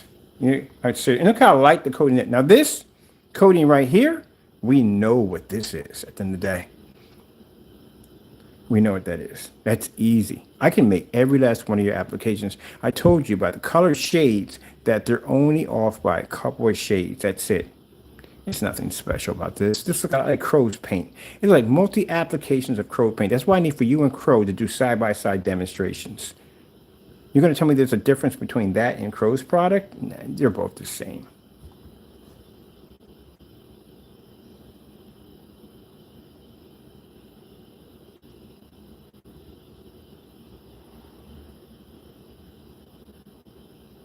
There you go. All right, so that's our last coat. We're going to let that set for just a second, and then we're going to put that. Now, if you've watched this whole thing, give yourself a pat on the back. I've done this 5 times already. Give yourself a pat on the back. Got through it. Ah! It's a long demonstration to paint a screen in. Mind you, this is only freaking 3x3. You're going to have a much bigger screen size. Yeah, you're going to be there for a while. All right. My goodness, man. I feel like one of those people that did the Iron Man. You're just crawling over just to get past that finish line. Legs give out on you. Just dig it into the dirt. Pulling to get across that line. When you finally make it across, I did it. I did it. God, how many times I watched this demonstration. I swear, I know your demonstration better than you.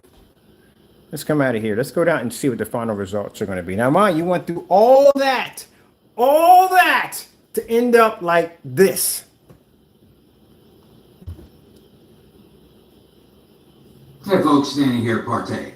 So, want to cover off, now this is a panel that I'm going to show you that Kelly, my wife, rolled last night as an example, just to give you a display of somebody who doesn't roll these things. So, traits as we refer to. Danny, please explain to me why we sat up there and watched you paint this painstaking screen in. So your substrate, to just have it go in and match your theater walls in your theater room. Why? Why is that matching? Why? So let me get this straight. Did you go through a 4 to 5 coat application for your theater walls? No, you didn't. at all, period. That's software gray. Software gray would match your screen with one coat application. That's it. I know that right from the door by looking at their color and how it's reacting. So instead of the customer going in and basically doing this painstaking multiple application that's clearly not even picking up a contrast level, because again, there's those gray images right there that picked up on Crow's screen. You can't read contrast there at all, period. It's not coming up. But to go through all that nonsense when they can just take software gray by Sherwin-Williams and do the exact same thing with one coat. You care to basically enlighten me on that one? What the freak, man? Seriously? Look at that, how well that matched next to your wall. That's why we want to see a demonstration of him taking that surface and putting it against that wall. And that's why I want to see color patterns, I want to see white levels, I want to see everything. Let's listen to the storytelling on this one. You put material on it, you painted that material, and you lay it flat, the application surfaces, or substrates as we refer to them. So your substrate, regardless of whatever it is, okay, and we'll cover different types of stuff, general categories anyway. But regardless of whatever it is, you're going to want to paint it on a flat surface. In other words, you're going to want to make sure that it lays on a very rigid, flat surface, not something that's got a lot of give or bounce to it.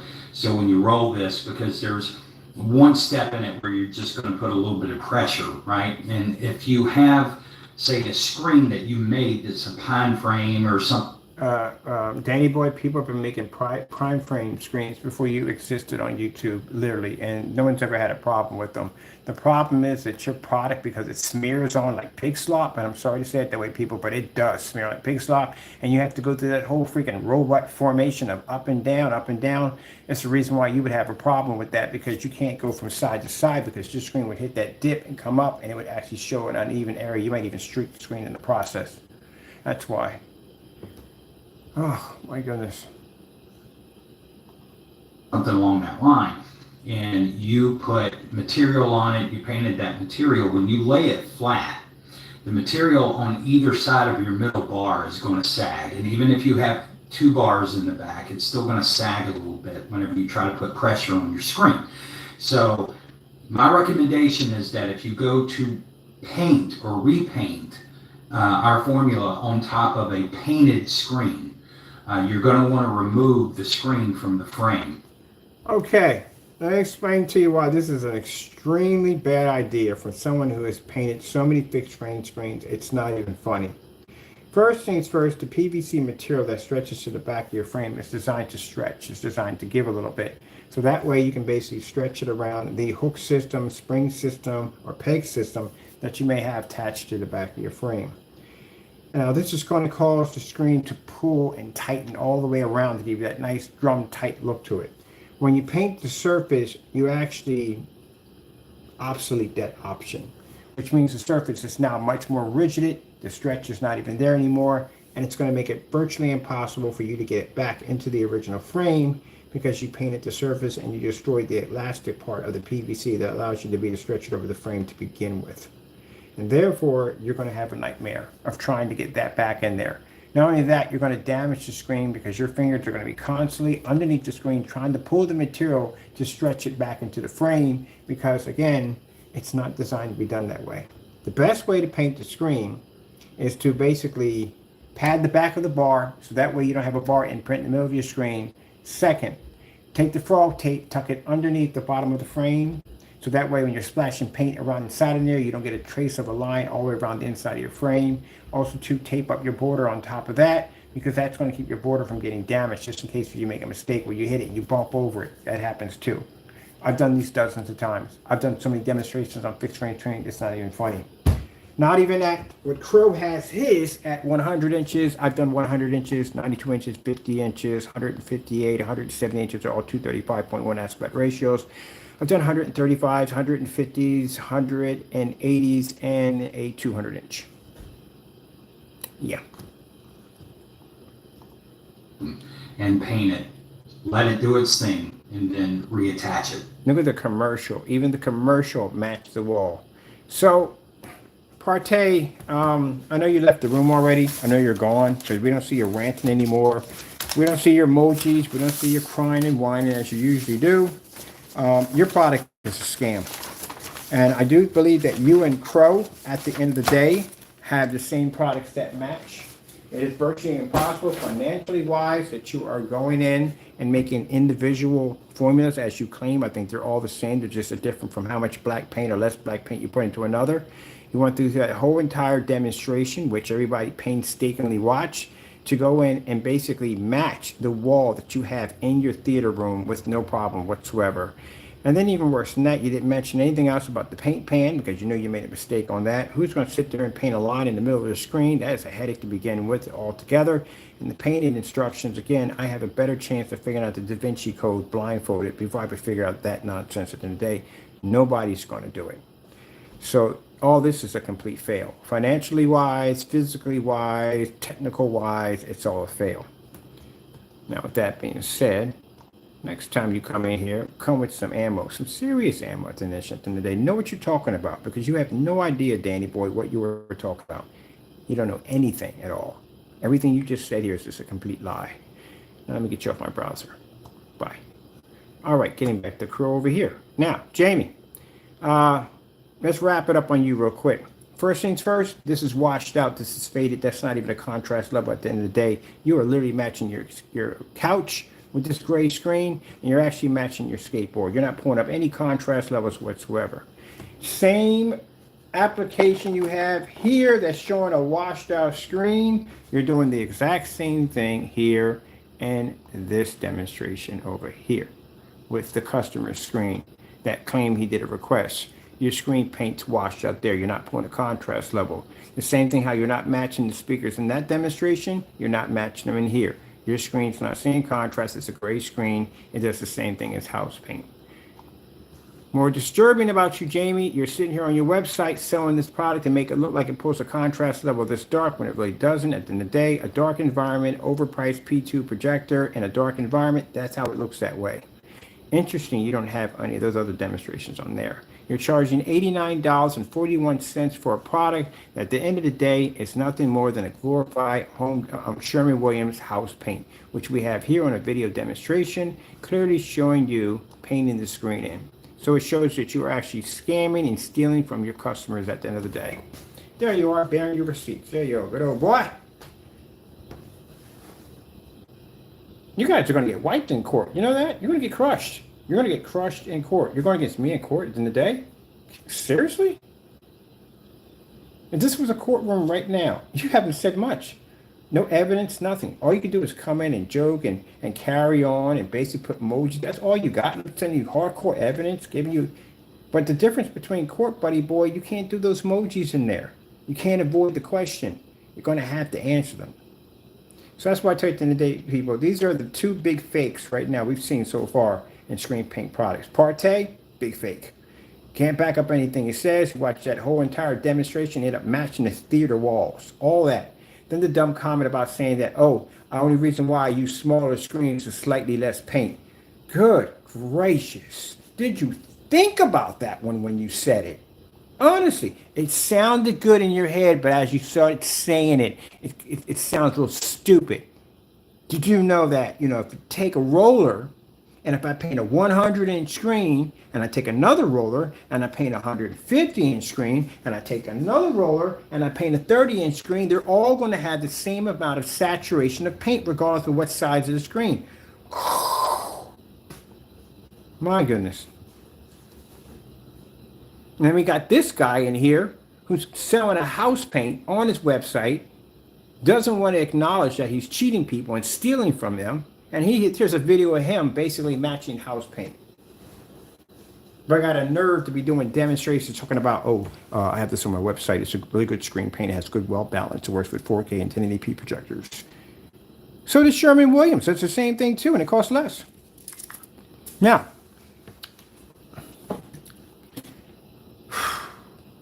unbelievable. Partay, tomorrow, I want to see a demonstration of you missing the applications from each one of those products and you're showing us a difference. what happens if you miss an application. I also want to see that surface you have put against your theater wall. We want to see a comparison of what's the difference between that and the theater wall you have. A 1-coat application versus a 4-coat application. We need to see that, definitely need to see that. And most of all, and I think so many people would agree with me on this one, I want to see the comparison of you and Crow's paint with network grade 773 and slip silver included. You're probably sitting back thinking right now, guarantee they're probably sitting somewhere over here, broke your brain, didn't I? But you need to do it. It has to be done. Crow, you have your challenges, or not, sorry, tests you should be doing. Should be a challenge, should be a test. You're going to have to get 3 of your screen paints. IB mix, hybrid mix, and the Cinemax. You want demonstrations of slip silver and the network grade 773 on all 3 applications. All 3 applications will include contrast, 3 different forms of contrast, color demonstration, which one produces a better color, and white levels. You will do this on long throw and ultra short throw. When you're done with all 3 of those, then you would take the Cinemax and hybrid mix, because they look exactly alike, and you would do that demonstration again, back again with the slip silver and the network gray 773. And then that's done, gentlemen. You will go outside at 15 feet and you will do the demonstration again. Have we got Jamie in here yet? Nah, just more of the Crow boys. Anybody who comes in here and basically comes in here and supports this, they're not customers. Customers wouldn't dare come in here and support this. Customers are getting taken and getting robbed at the end of the day. They're not coming in here. The only people that will come in here is here's where the camera. Yeah, sure, it's the camera that's doing it. Look at the excuses now. Now they're trying to come and say, hey, the camera is coming in here and doing this. You do know this is his actual video, right? You do know that, right? So somebody just came here a few minutes ago talking about my camera is showing a difference on why his product is not matching up. You do know this is an actual physical video of his. You know that, right? It's on the blacklist. You can go in and look at it anytime you want. It's Crow's video. So the excuses they're trying to use is that my camera, for some reason, is making the paints look different. That's what it is. So let me ask you a question. If my camera is making the paint look different, can you explain this? And also, too, do you mind getting me that video? If that video is existing, do you mind getting it for me and showing it to me? Oh, you can't find the video, can you? Because it was deleted off this account. So you explain this to me. The camera does it, right? So basically, this video didn't go up missing. No one tried to hide it, nothing like that, right? So where's the video? See, there you go. Coming into the channel, Jamie, and writing dumb stuff in there, like you came into the other guy talking about, oh, this is Kenny's account on his IP address. Well, the person who basically busted you went in and removed that. Because at the end of the day, if that was my video, how would I get access to the inside of your house to get that information? Okay. So let's go over here. Explain this to me. You said right now that my camera is basically showing a difference. It's showing that his product, and this is how dumb Crow is at the end of the day when he tries to make these excuses. So what you're saying is my camera is basically showing that Crow's product is coming up worse. But this is an actual video with him in this video doing this demonstration of a video that went missing. So explain this to me right here. Now, this is where we go in to get the second video. And upon getting the second video, Crow removes it off his channel to try to hide the evidence. So explain this to me. He's got to come and he's got to try to bring in some kind of damage control to fix something. So now he's coming to saying my camera is deliberately making his screen look bad and the demonstration that Jamie did himself. You guys got to crack books before you come in here. You got to crack them. You got to crack them. So bottom line is this video basically looks perfect. There's nothing wrong with it. So if it's perfect and nothing's wrong with it, where's the video? Now explain this. And my camera making the video disappear too? And he could, it's still not helping you out because in this video, look, video unavailable. Oh, we can't make it up! What happened to the video? We can't make it up. We can't make it up. What happened? Busted. What happened? Video. The only one that What happened? popped up was this one. I love when Crow try to come in and make excuses by saying that, oh, Which means that's a he new one right there. deleted the original video. That's a new one right there. That's the more funnier one I've ever heard, but that's a new one. So basically, Crow tries to come in with another account and says that the camera that we're using is basically showing his screen not working the way it should. That's what he's trying to say. And the funny thing about this is that's his video with him on it. So was I the cameraman shooting the video when he was doing the video? Is that what you're saying? Because I wasn't in shot. So let me show you right here. See where it says Crow 1176? See, that's his channel right there. Right there. See right there? So tell me what happened to the video. Where did it go? And I love how you guys come in here posing as being, this is my favorite one. They come into the channel and they'll say that, they'll put the name in, it's Crow this or Crow whatever, blah, blah, blah. And they'll say, I'm not Crow. I'm not Crow. I'm not Crow. Come on, man. Stop it. You're the biggest liar on the face of the planet. We all know that. I've seen you sit there and lie on camera so many times. The 15 order lie. Are you kidding me? You got 15 orders on an item that's not even available anywhere? Okay, yeah. You've been watching too much Harry Potter. All right, so what happened here? What happened here? What happened? Video and change the title to this video because in the original video you were on camera. Now, keep in mind, when people are guilty, they hide things. So what happened here? We have the original. So you explain to me how we have a video over here showing you on camera displaying the screen paint, talking all this craziness, but yet over here on your channel, it doesn't exist. Where is it?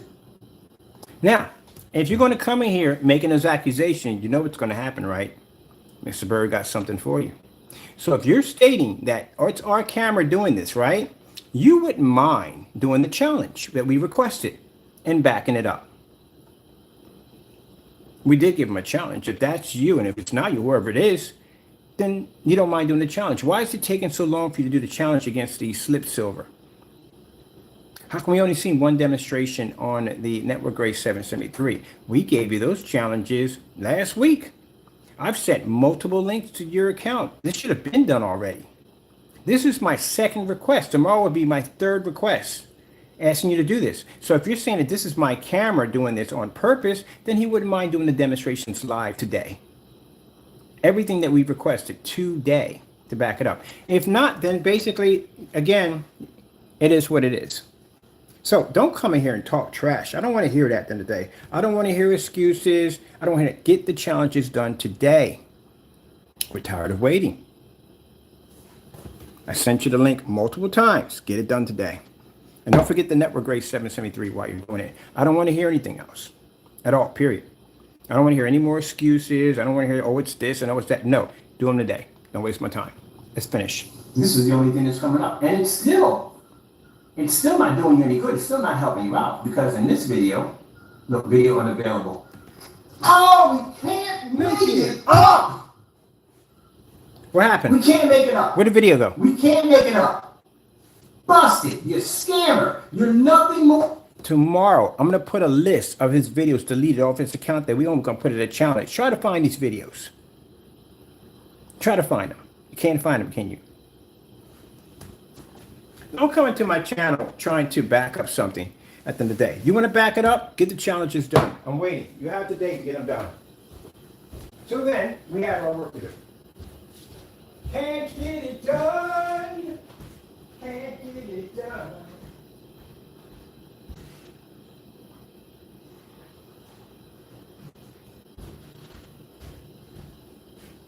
I don't want to hear it. I don't want to hear any more excuses. We've heard enough excuses. We've heard it all. Too much. We want to see the challenges done. I don't want to hear it. You guys come in here and you run your mouths. Jamie comes in here, runs his mouth, talking about this, that, and the other, all this trash. I don't want to hear it. No more excuses. Get the challenges done today. You have more than enough time. I don't want to come in here and talk about your old camera angle. We don't want to hear that crap. Get the test done. Go down to Amazon, order the paint. We send them the link 5 times in a row.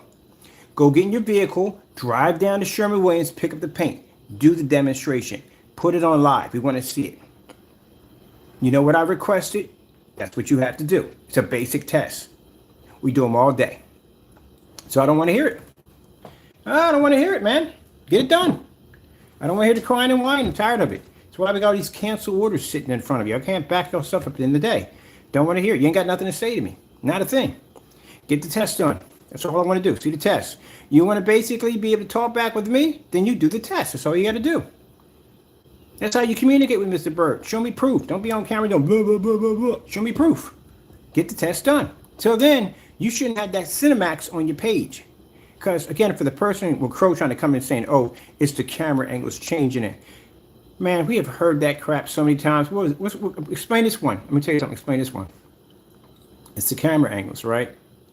So you explain here in this demonstration where Crow states that the Frankenstein is ambient light, saying it's not ambient light rejection when it is. Explain this.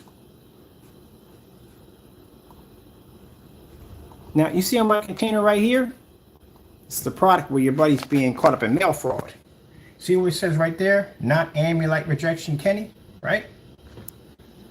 See right here in the demonstration, this is the original video. Before he went in, he basically tampered with it and put not there. See where it says it's ambient light rejection? Oh, you keep saying you're not Crow. You're Crow at the end of the day. His customers are not dumb enough and not stupid enough to come in here and basically back him up at the end of the day when they're being robbed. So it is Crow. Hey, Crow, how you doing? How's your morning going? First of all, let me tell you something. His customers got robbed, and they know they got robbed. And seeing the video of watching him match a house paint at the end of the day, not doing the challenges which we gave him, he's been stalling, his customers are not coming here to back him up. If anything, they're trying to figure out how to get their money back. So it's you in here. So how are you doing? So explain this to me. In this demonstration, you said that the Frankenstein is not ambient light rejection, right? You put down here, you said it is ambient light rejection, but you said it's not here. All right. So why is it at 143 you say that it is? Hey, I'll need you to do a demonstration on that fake ambient light rejection. We call it the Frankenstein scan paint. Now, we already went and we sent it to also shows that video was made a day ago. Which means even better, let me get something better for you. Let me get the actual video from Crow. Let's see if it's still there. Let's pull up the actual video. And let's see. Now, the actual video says it's not, right?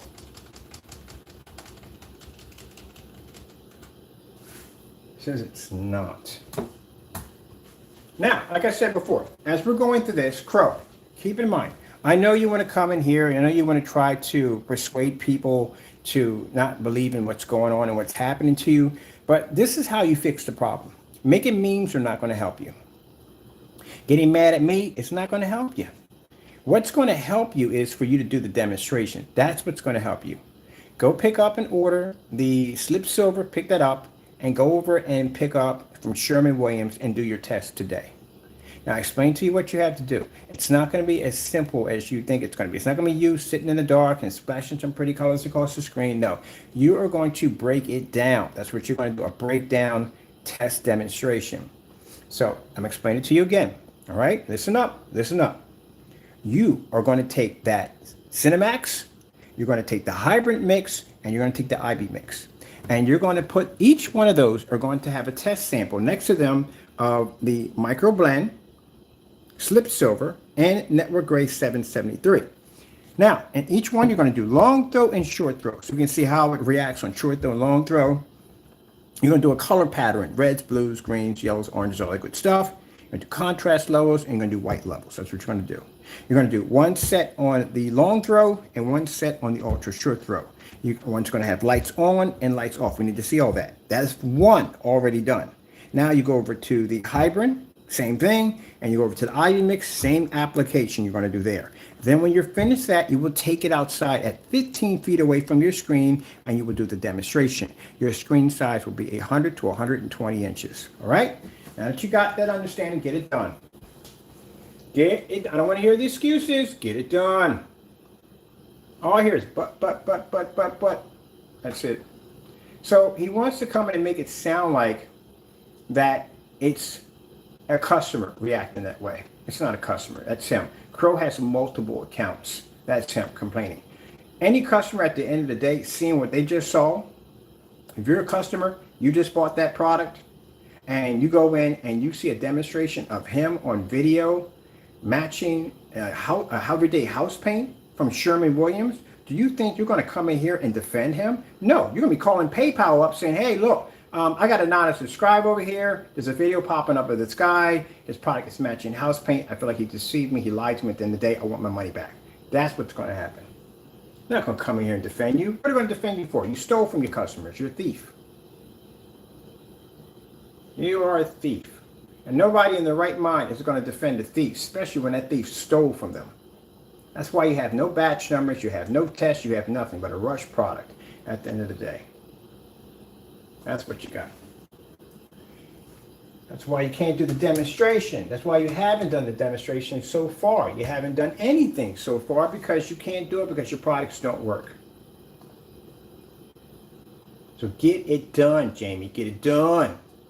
Because tomorrow, I'll be back on again to ask you again, and this will be the 3rd, then it'll be the 4th, then it'll be the 5th, then it'll be the 6th, then it'll be the 7th, and it's going to get worse every time the numbers keep jumping up. That's going to show you stalling more and more. Meanwhile, I got a few of your customers today and yesterday, just so you know. And they don't need to know who you are. I don't disclose that information, but I got your customers. Because the more and more time you take the delay to do that product, the more they're going to go out and check out that slip silver microburn. And then they're going to find our demonstrations popping up, because when you punch this in Google, we pop up. Wow, you did that demonstration already? Really? They're going to buy from me. And my product's cheaper. It's $38. You charge $89 for a product that matches house paint, and ours is $38, and we don't even charge that in the day. Our test demonstrations blow your product out of the water. You can't even match your test demonstrations. Do you have a link in your video showing your customers your test demonstrations? Oh, you don't, because you don't test your stuff. Yeah, get your work done, man. That clown paint. Keep it up.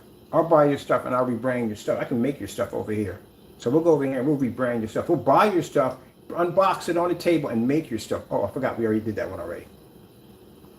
I can make your stuff better than what it is. Way better than what it is.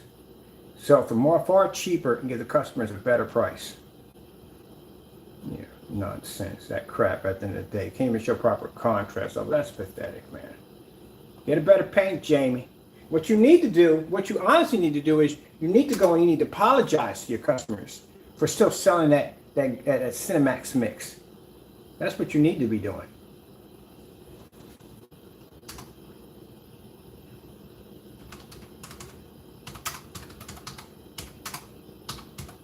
This video better not come up missing, because that's not going to go well for you, man.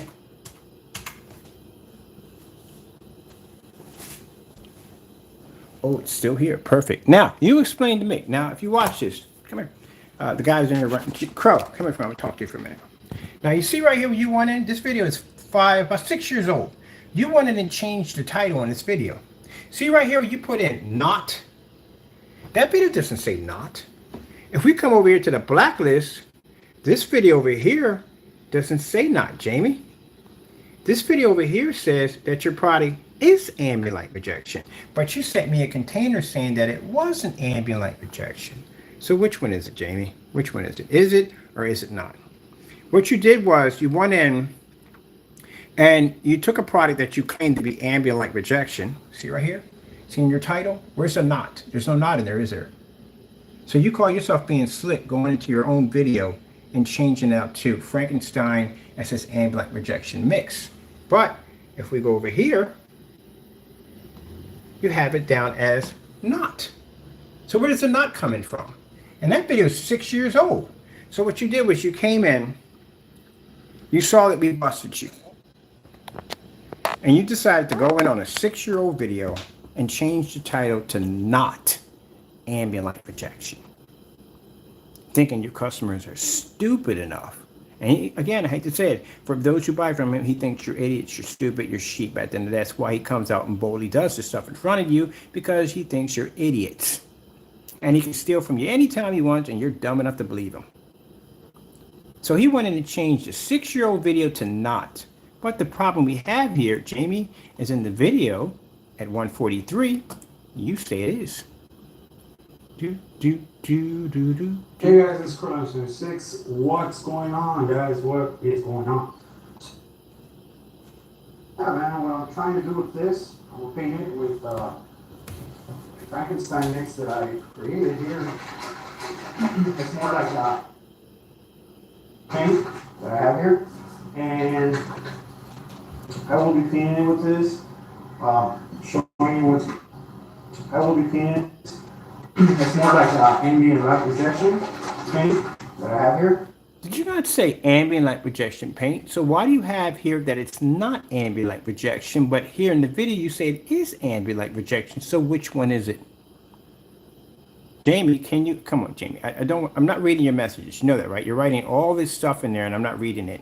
The reason why I'm not reading your messages and I'm ignoring you and I'm not paying any attention to you is because we need you to answer questions here.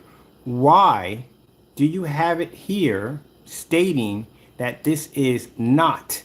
And you say right here in the video that it is. It's kind of like somebody selling you a 1080p projector. And then they charge you $50 for it. And then later on, they make that projector 720p and they charge you $200 for it. Your product here is more expensive than what it was when you sold it 6 years back. So if it was ambient light projection, which it clearly wasn't, but still, if it was ambient light projection having that title, why is it not now?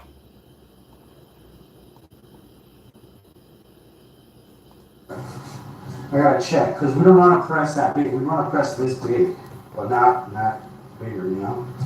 But yeah, man, what I'm trying to do with this... I know you work for a printing company, too, on top of that. We know. We know where you work at, too. That I created here. It's more like ambient light projection paint. Ambient light projection paint. Did you not say that? So why did you put not? That doesn't make any sense. Is it or is it not? Which one is it? Is it or is it not? Which one? Which one? You don't know. You do know, because when you made this video, it was to be an ambient light projection, but getting busted on it because you said in the video, I never said ever that my product was, oh, we found the bamboozle, the liar video. We got this one too. Jamie, this is going to be a good day for me. Come on. All right. Now you said in the demonstration, you said you never said that. Remember, I never said this ever, that my product was ever ambient light. Did you not say that? You didn't need me to dig that video up. But here you said it is. But let's go over here real quick. We got to check this one out. This is interesting. Okay, I will mix it for... Yeah. Now, in this video, I haven't. This is what I'm talking about, his products blending in and matching each other easily, very easy blend into each other. This is why we need him to do the demonstration against the micro slip silver, because it'll match these with no problem. Now, in this demonstration, Crow claims that he made some kind of personal special product for two individuals, and that there's a huge massive difference between this one and this one. But what's so interesting about this demonstration is the lies that he tells in the videos. Well, there's a lie here saying that he got 15 orders in his PayPal account, and yet there's no shopping cart, there's no way to order. He doesn't even know where they're getting the information from. Let's see. Said if I was even gonna think about selling it or anything like that. This was freak custom. All right. First things first, guys. What's up? This is Crow, Young 76. How's everybody doing today? All right, I'm just messing with you.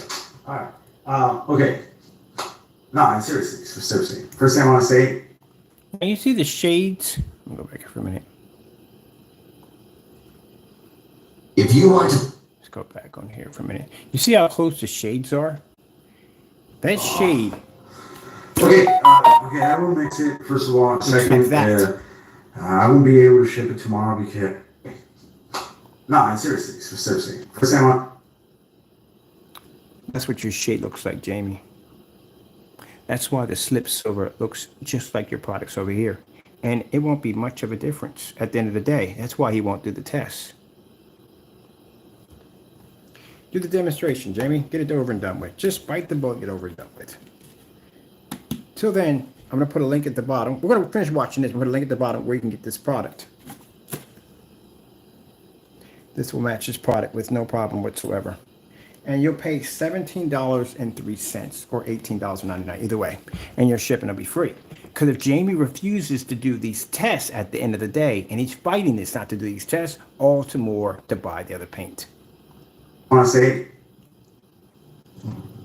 I haven't brought this out in the market yet at all. I haven't said if I was even going to think about selling it or anything like that. This was for a custom made screen for a customer.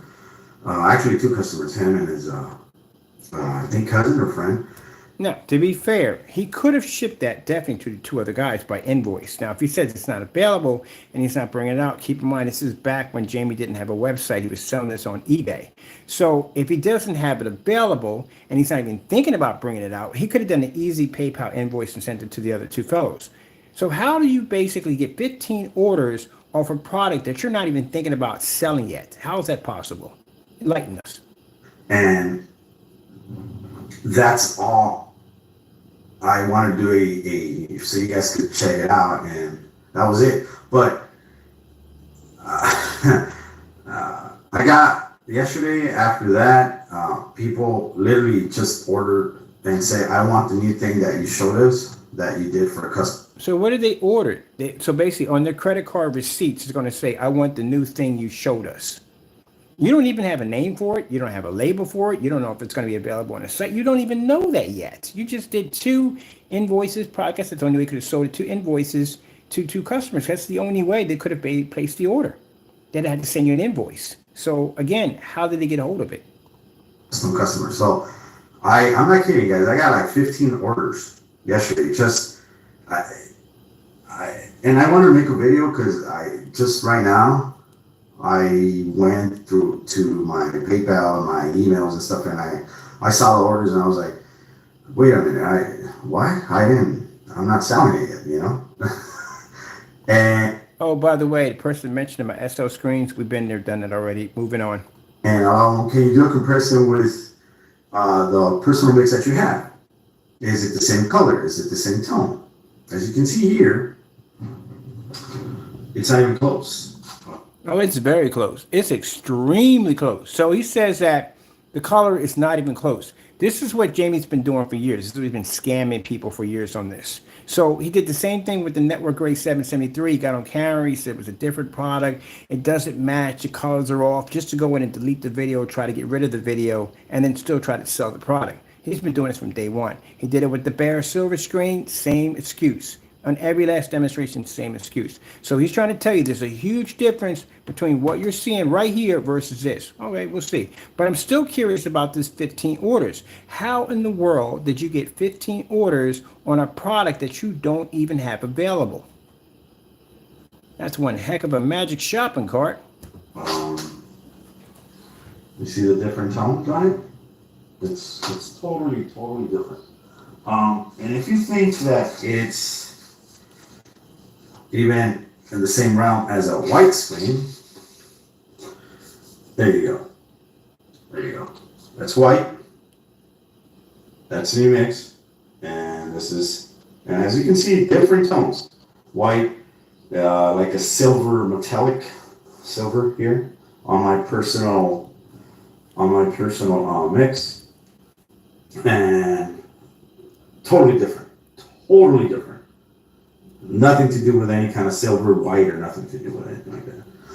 But yeah, man, I don't have a name for it. I didn't say I was going to put it on and sell it or anything like that. I did not say that. You did not say that, but yet you got 15 orders on the magical shopping cart where I don't know how customers were able to place an order on an item that's not even available. Okay. Let's go over here real quick. So there's a big difference between these 2 screens, right? That's what he's saying. Huge difference. They're not going to match in any way whatsoever. Let's see what we get here.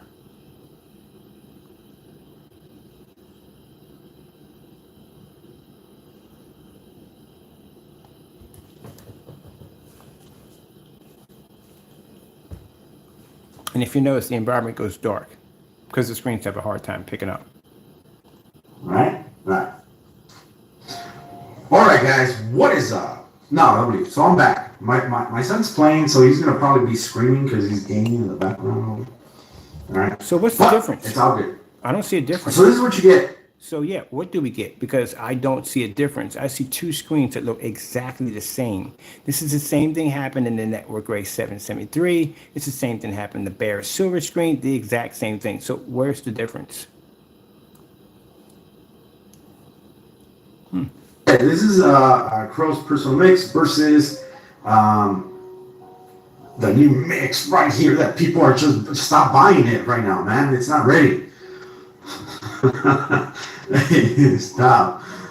That is really sad to watch. That you're a grown man in the dark on two paints that look exactly the same way, and you're lying to people telling them that you got all these orders in on a shopping cart that doesn't even exist at all, period. You don't have a name for it. You don't have a label for it. Nothing at all, period.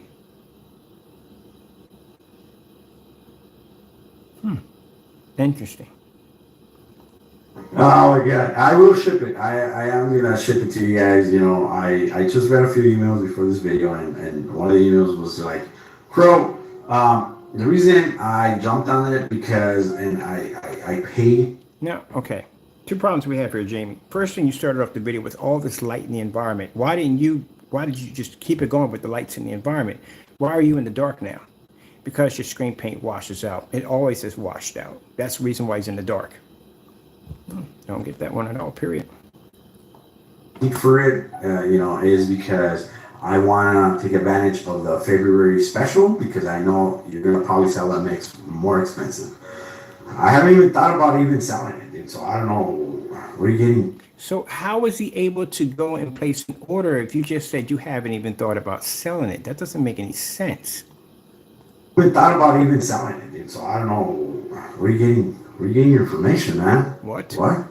Paid for it, you know, is because I want to take advantage of the February special because I am gonna ship it to you guys. You know, I just read a few emails before this video, and one of the emails was like, Crow, the reason I jumped on it because I paid for it.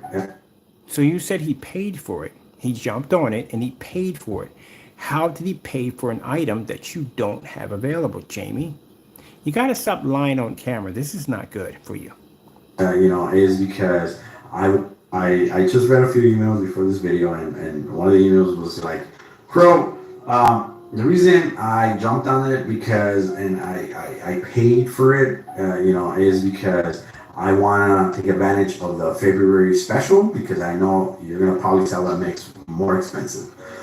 I haven't even thought about even selling it, dude. So I don't know. Where are you getting your information, man? What? No. That's sad. I don't even know what's worse, man. I don't know what's worse, the fact that you lie on camera constantly all the time about imaginary orders, or the fact you got products matching house paint at the end of the day. You come on my channel and you sit there and try to spread some dumb nonsense by saying, oh, that's the camera angle changing. You dumb at the end of the day. That's your video. How dumb can you be to sit there and say that the camera angles that I'm showing off on this demonstration is basically showing off miscommunication? It's your video that you took off your account. How about you prove it to us that's showing us at the end of the day that it's my camera angle. So it's my camera angles. Well, and all you have to do is just bring that video out of your archives if you haven't deleted it yet and post it to your website. If that video is all a lie at the end of the day. Oh, you don't have it. You can't find it. All right, then you make another one then and post that one. Oh, we gave you challenges already. Then complete the challenges. If it's all my camera angle, this is all a lie, you wouldn't mind doing this demonstration today after we've asked you 5 times to do the demonstrations, Jamie. Yeah, stop lying so much. I got to go back to this one right here. 15 orders from the imaginary shopping cart. Even in the same realm as a white screen. There you go. There you go. That's white. Totally different product. I return most of the money to you guys, and So you return most of the money. yeah, man. I don't have a name for it. I didn't say I was gonna put it on and sell it or anything like that. I did not say that. I return most of the money to you guys. That's a thief. What do you mean? So let me get this straight. How do you return money for something that how the customers how did they order it? How? If you did invoices, do you have an idea people know how to process an invoice properly, how it's done? They have to email you. And you go into your PayPal account, you take the email, you put it up there, you put all the information in, you send the invoice to their email, and they pay for it through there. But you said you woke up, this was already in your account. So how were they able to make this magical purchase? And you said you weren't even thinking about even selling it. So that means it was never on your account to begin with. So how did they get it? Okay.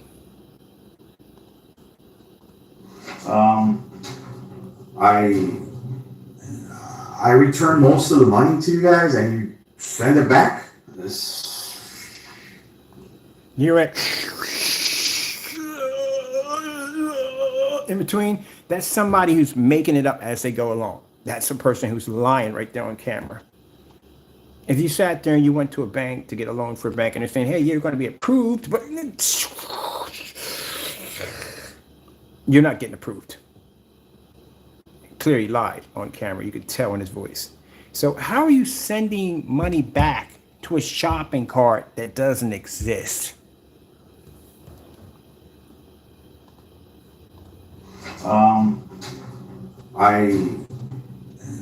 I return most of the money to you guys and you send it back. I tried, all right. I don't have no name. It probably won't have a label. I don't know. I'll send you the mix. There's no problem with that. I will send you the mix. All right. But guys, you gotta wait. You can't just, assume and just, I'm grateful. I am. I am grateful. I'm not complaining about that. That means that you trust me with your home theater. And now, speaking of trust you with your home theater, while we have that on here, let's go pop over to Jamie's video here, as he claimed and came into the room and said that my camera angles were changed in the video. All right, then how about this? How about you pop up the original video and post it to your website today? And show me that my camera angles are changing everything out, that we're not showing the exact same thing we're showing here. If you're going to run your mouth and say dumb things out of your mouth, I'm going to give you impossible challenges that are going to wreck your day. So if you're going to come in here, Jamie, and make a statement by saying that the camera angles on my camera, my phone, is basically changing the outcome of the video, then where's the video, Jamie? You got to use common sense when you talk at the end of the day. I'm used to talking to people with common sense, not idiots. So let me explain this to you again, Jamie. How is it possible that my camera angles are changing the outcome of your video when you don't even have the video posted anymore to your account? You don't even have it posted to your website anywhere. It's nowhere to be found. So where's the video? And if what I'm doing is basically falsifying or misleading the customers or your customers or anybody, you wouldn't mind bringing that video up from the dead and posting it directly on your site on a giant video feeder so we can all see it at the end of the day. Or if you don't have it anymore, you can always duplicate it on the test demonstrations we gave you. The fact that it has been 5 requests now of sending you links that we have asked you multiple times to do these tests and they haven't been done yet, clearly show at the end of the day that your product is what it is. It's house paint. Now, you have test demonstrations to do. You don't have time to be on here trying to defend yourself. Just get the job done. All right? Now, again, and on top of that, you need to remove this product off your website. It needs to go. It matched the house paint, Jamie. You know it matched the house paint. And if you feel it didn't match the house paint, you wouldn't mind bringing that video back right here for us all to see it on YouTube today, if you still have it. Yes or no? I don't want to hear in the bottom, I'm not Jamie. I don't want to hear that excuse. Yes or no, are you going to bring the video up for us to see today?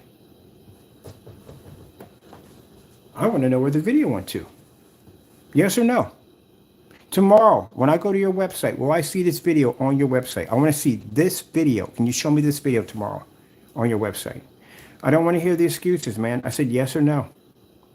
That's all you got to reply back. I don't care about the rest of the stuff. Yes or no. Can I see the video? Again, I'm not asking you all that. Yes or no. We want to see the video. We don't want to hear beating around the bush. The fact that I have to ask you this many times automatically tells me in front of the door you can't back it up. All right, people. So what we're looking at here in the video I told you about here with Jamie, again, this is why you don't go near the Cinemax. Cinemax is a scam screen paint. Jamie tried to come into the room and try to convince other people that it's not him at the end of the day that's in the room. He also tried to come in and say that the camera angles on my phone are basically changing the outcome of the video. This is him in his own video that he shot. Video is missing. It's not on his account. I did ask the fellow, which we all know is Jamie in the room, if he could go in and find this video on his account, put it onto the website. We can all see it tomorrow. How much you want to bet it's not on the video? We don't see it tomorrow. And while you're at it, can you do these tests? These need to be done, okay? You got to get these done. Get these done, okay? Just get it done. Just go order and get it done. You're wasting too much time, man. All right, so we can't get, I've asked him several times when he came in here if he could explain. He won't explain it to me. He won't tell me anything at all, period. He doesn't want to talk about it. You're matching white levels here, James. This is not good, man. Look at this. Do you want to talk about the bare silver screen while we're in here, Jamie? Do you want to explain about the bare silver screen to your customers while you walked out of a Home Depot with a bare silver screen container and matched the screen perfectly on skin tones? Would you like to explain that one? I'm giving you the opportunity, man, to basically explain why you do this stuff. You said you're saving your customers hundreds. You stole a lot of money out of them. And you lie on camera about make-believe orders. I even have, can you explain this to me? Why do I got a receipt here for a black Frankenstein? You don't make a black Frankenstein. What is that? Oh, here's the complaint. One of the complaints he filed against us right here. This is interesting. And this, let me pause this real quick. I don't want to do what he does in this demonstration. So I'm going to pause it real quick. In this demonstration, he put in as the product was damaged. This is the complaint you put against me that you lost 2 to 3 days, but yet we couldn't even get our item from you. We had to go in and put a complaint because you refused to ship it out. And then you wanted to talk about PayPal was telling you certain things. Ah, Jamie, that's bad. Kept in the camera. And I'm pretty sure everybody would like to see this video. I would want to see it again. Well, we have it here. I can see it as many times as I want. But I'm pretty sure your customers would love to see this video. Where did it go, Jamie? If I look up this video, you think I can find it?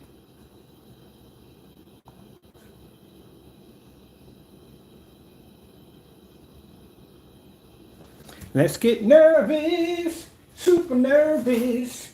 Got some tests to do tomorrow, man. It's going to get rough for you. How you say you have painted yourself in a corner. Now, Partay doesn't come here anymore. He's done. He's tired. Yeah, we had to tear him a new one today.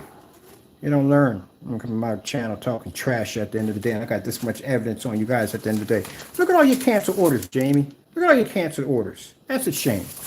Your product is the best of the best. You can't even back your stuff up. Canceled orders, tons of lost PayPal claims. You lost every last one. Did you know that? You lost every last one of your claims.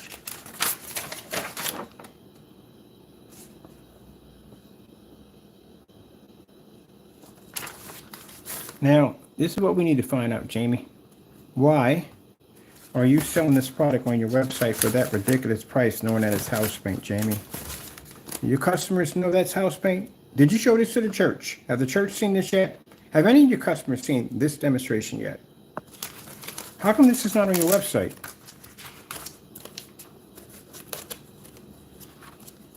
Jamie does not reply back correctly. He does not tell us anything at all.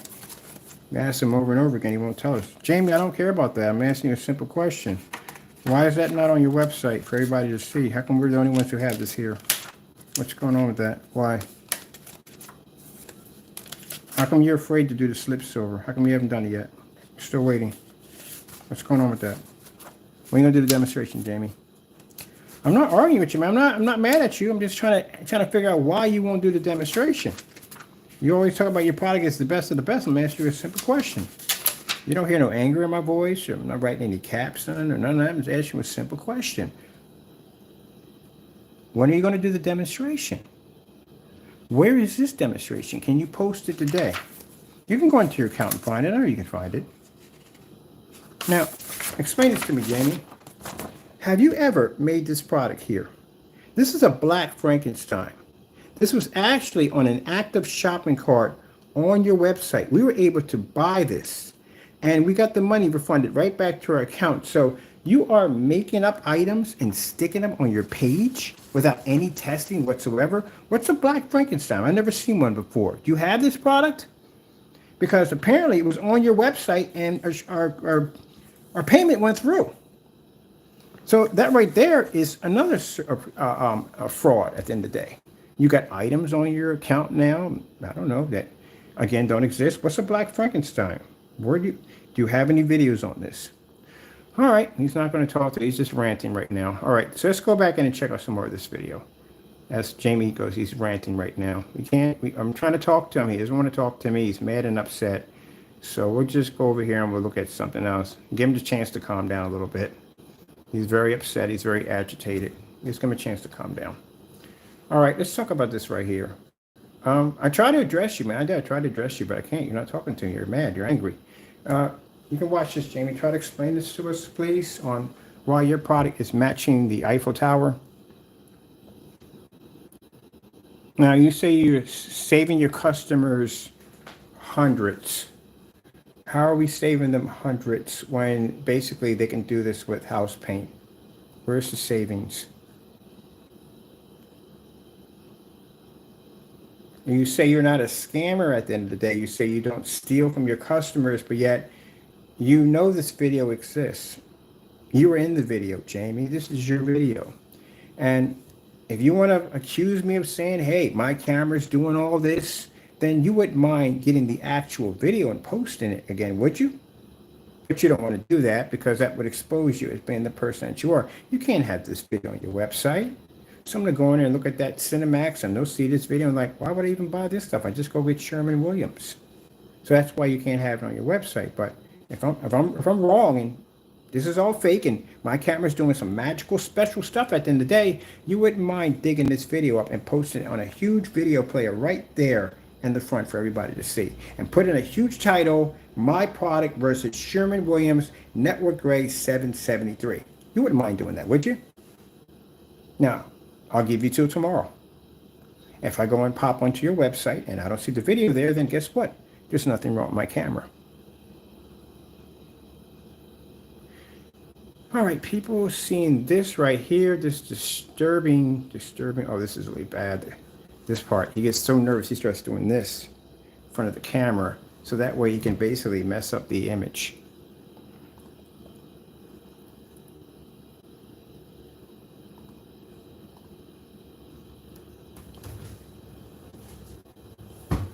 Now, Jamie, I'm going to tell you something. I'm going to get in your head a bit here.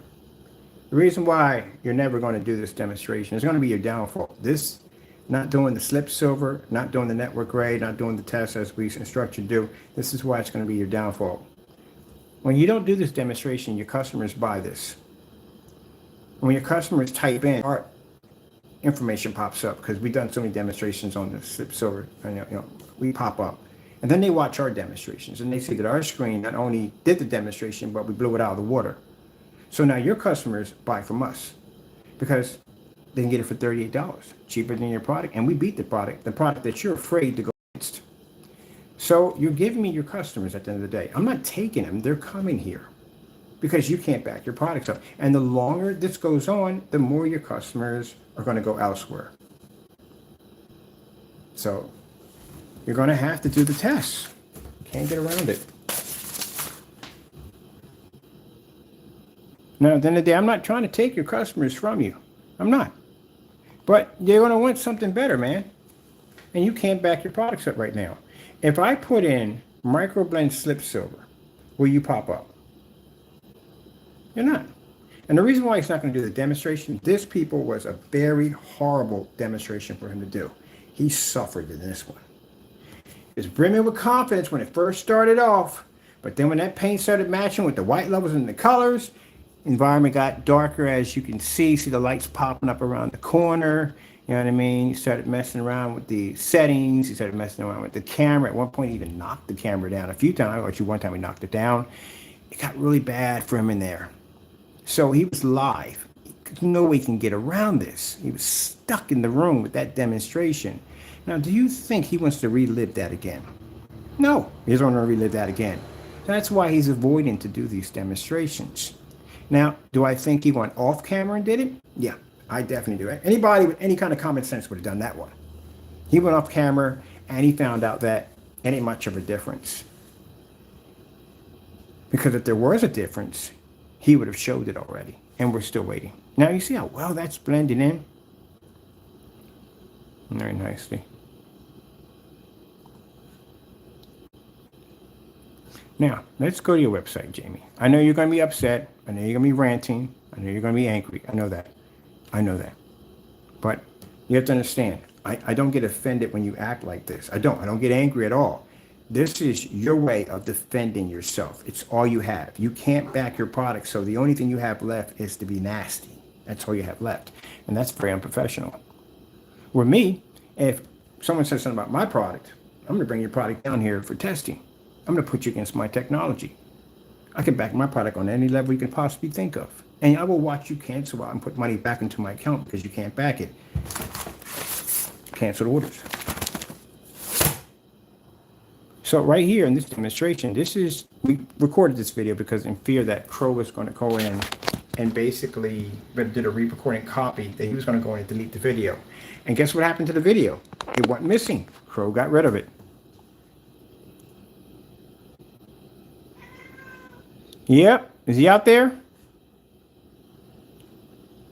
Now, I'm going to leave that right there and go check on something real quick. And I'll let y'all take that in. Jamie, feel free to explain, since that is your video, of you walking out of a Home Depot with bare silver screen, matching the screen, quite nicely. Quite nicely. You actually quite nicely.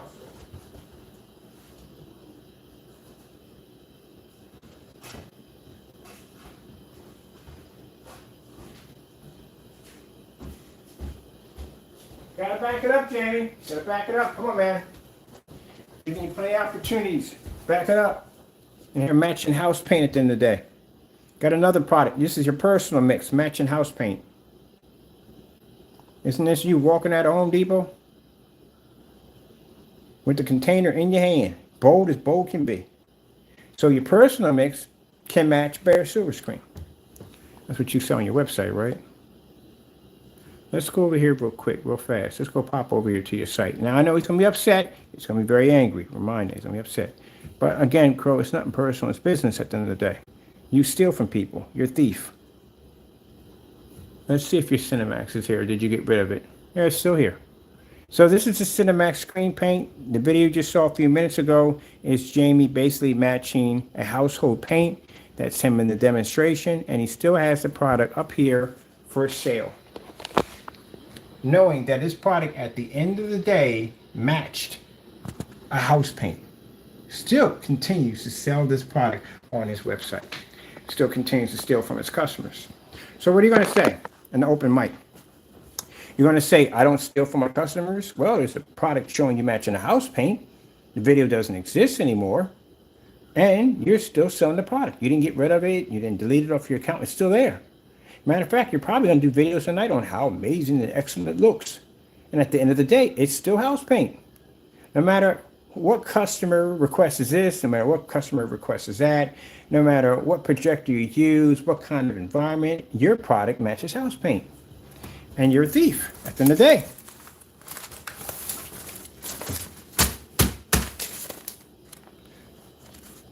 Whew, man, the orders that can't back your products up, man. And you got a nerve to sell this freaking house paint at the end of the day. I'll be on AVS forums today. We're going to do a short demonstration just showing you off your video and showing your product matching house paint and how you're charging people for house paint. So if you're going to call me a scammer at the end of the day, my product matches black paint. I do so many demonstrations on black versus black, it's not even funny. You couldn't even caught up yet. I can draw into my screen if I want to. We haven't even done that one yet. I beat these products already. On the 2.0, we beat that product, certified screens, white screens, silver screens, in a fully lit environment that your screen can't even hold a candle to. And you're still scared to death. All right, buddy, look, I got to sign off here. I got things to do. I got to get back to work, but I'm going to explain something to you. I don't want to hear any more trash talk and you coming in here. You're going to be invited back in here tomorrow. I'm going to let you come back in. You're not blocked. You're never going to be blocked from here.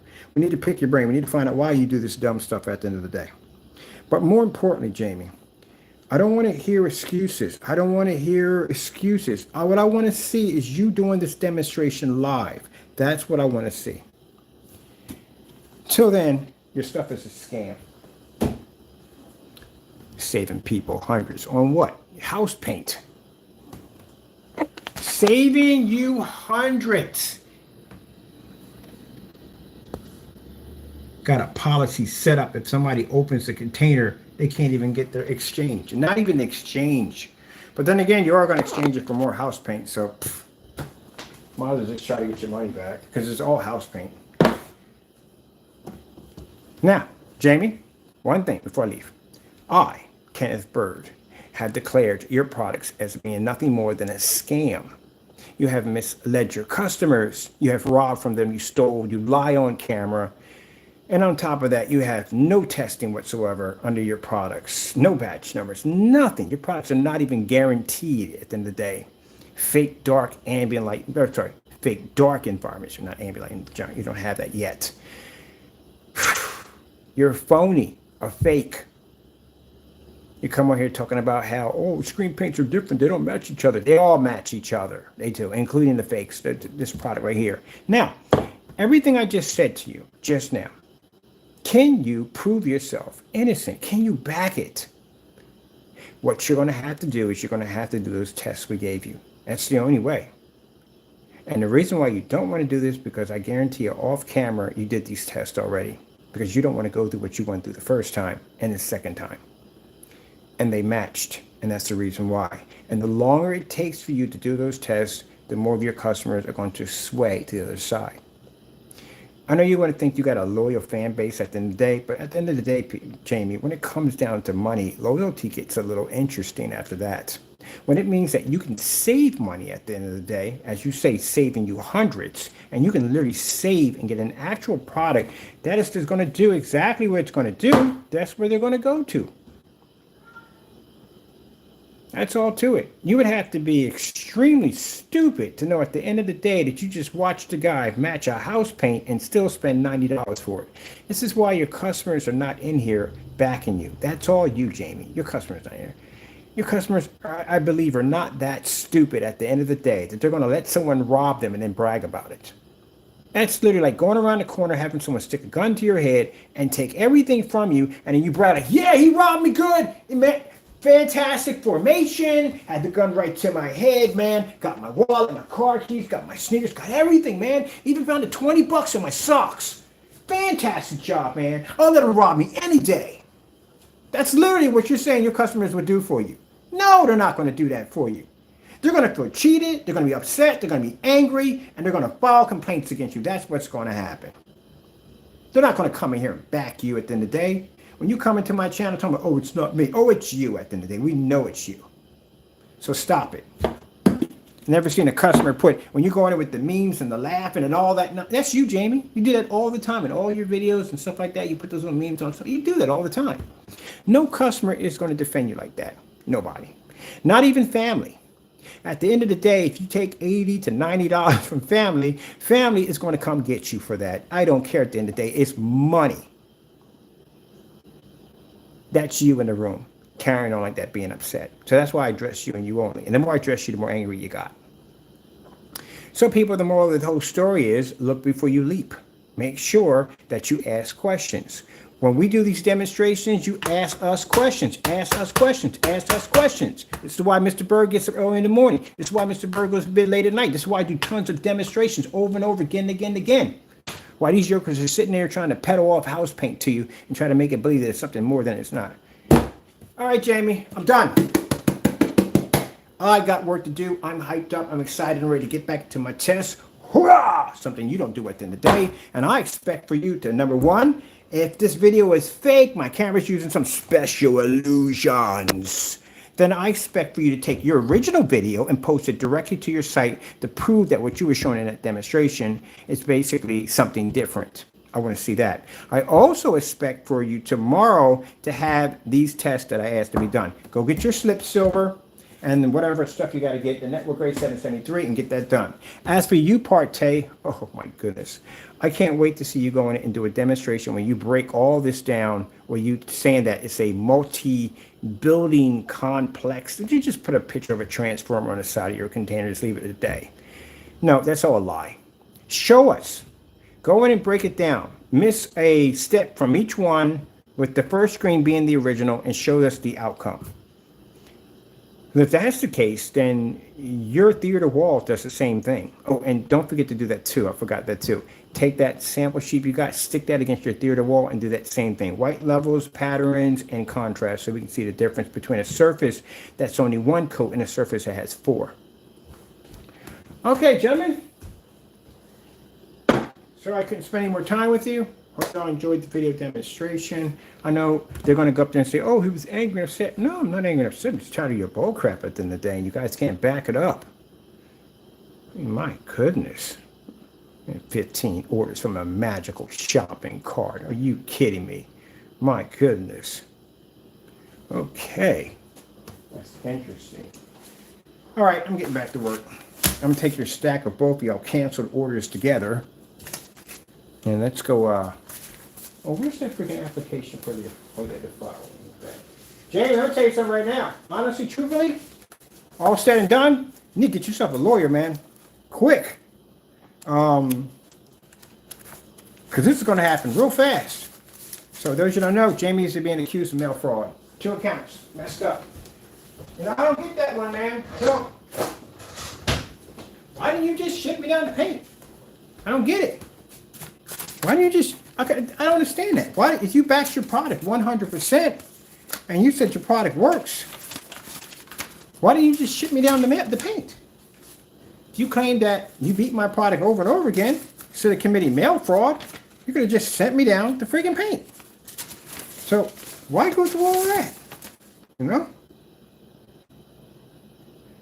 If you want to look it up and see if it's legit, here it is right there. There's where we're sending your information to. Some of it, and the lawyers are taking care of the rest. You want to go look for that, Jamie, see if that's a legit place at the end of the day. It's real. It's very real. But I don't get why you went in and committed crime like that, because, again, you know, it's a transaction we made, legit by the book. Sent you over the money, even had conversations with you. You made agreements to ship out a product to us. And then you send us down that fake nonsense at the end of the day and commit fraud while doing it. So why didn't you just send me down the real stuff? What was the excuse? How come you didn't send me the real stuff? I mean, you weren't going to keep the money. You know that, right? That old policy you got, I can override that any day I want. So why didn't you just send me down the real paint? You sent me down black paint. What was the point of that? Jamie's not going to answer me back. All right, buddy. That punching bag you got in your room, you better beef your skills up. You're going to need it. I've been there before. You're definitely going to need it.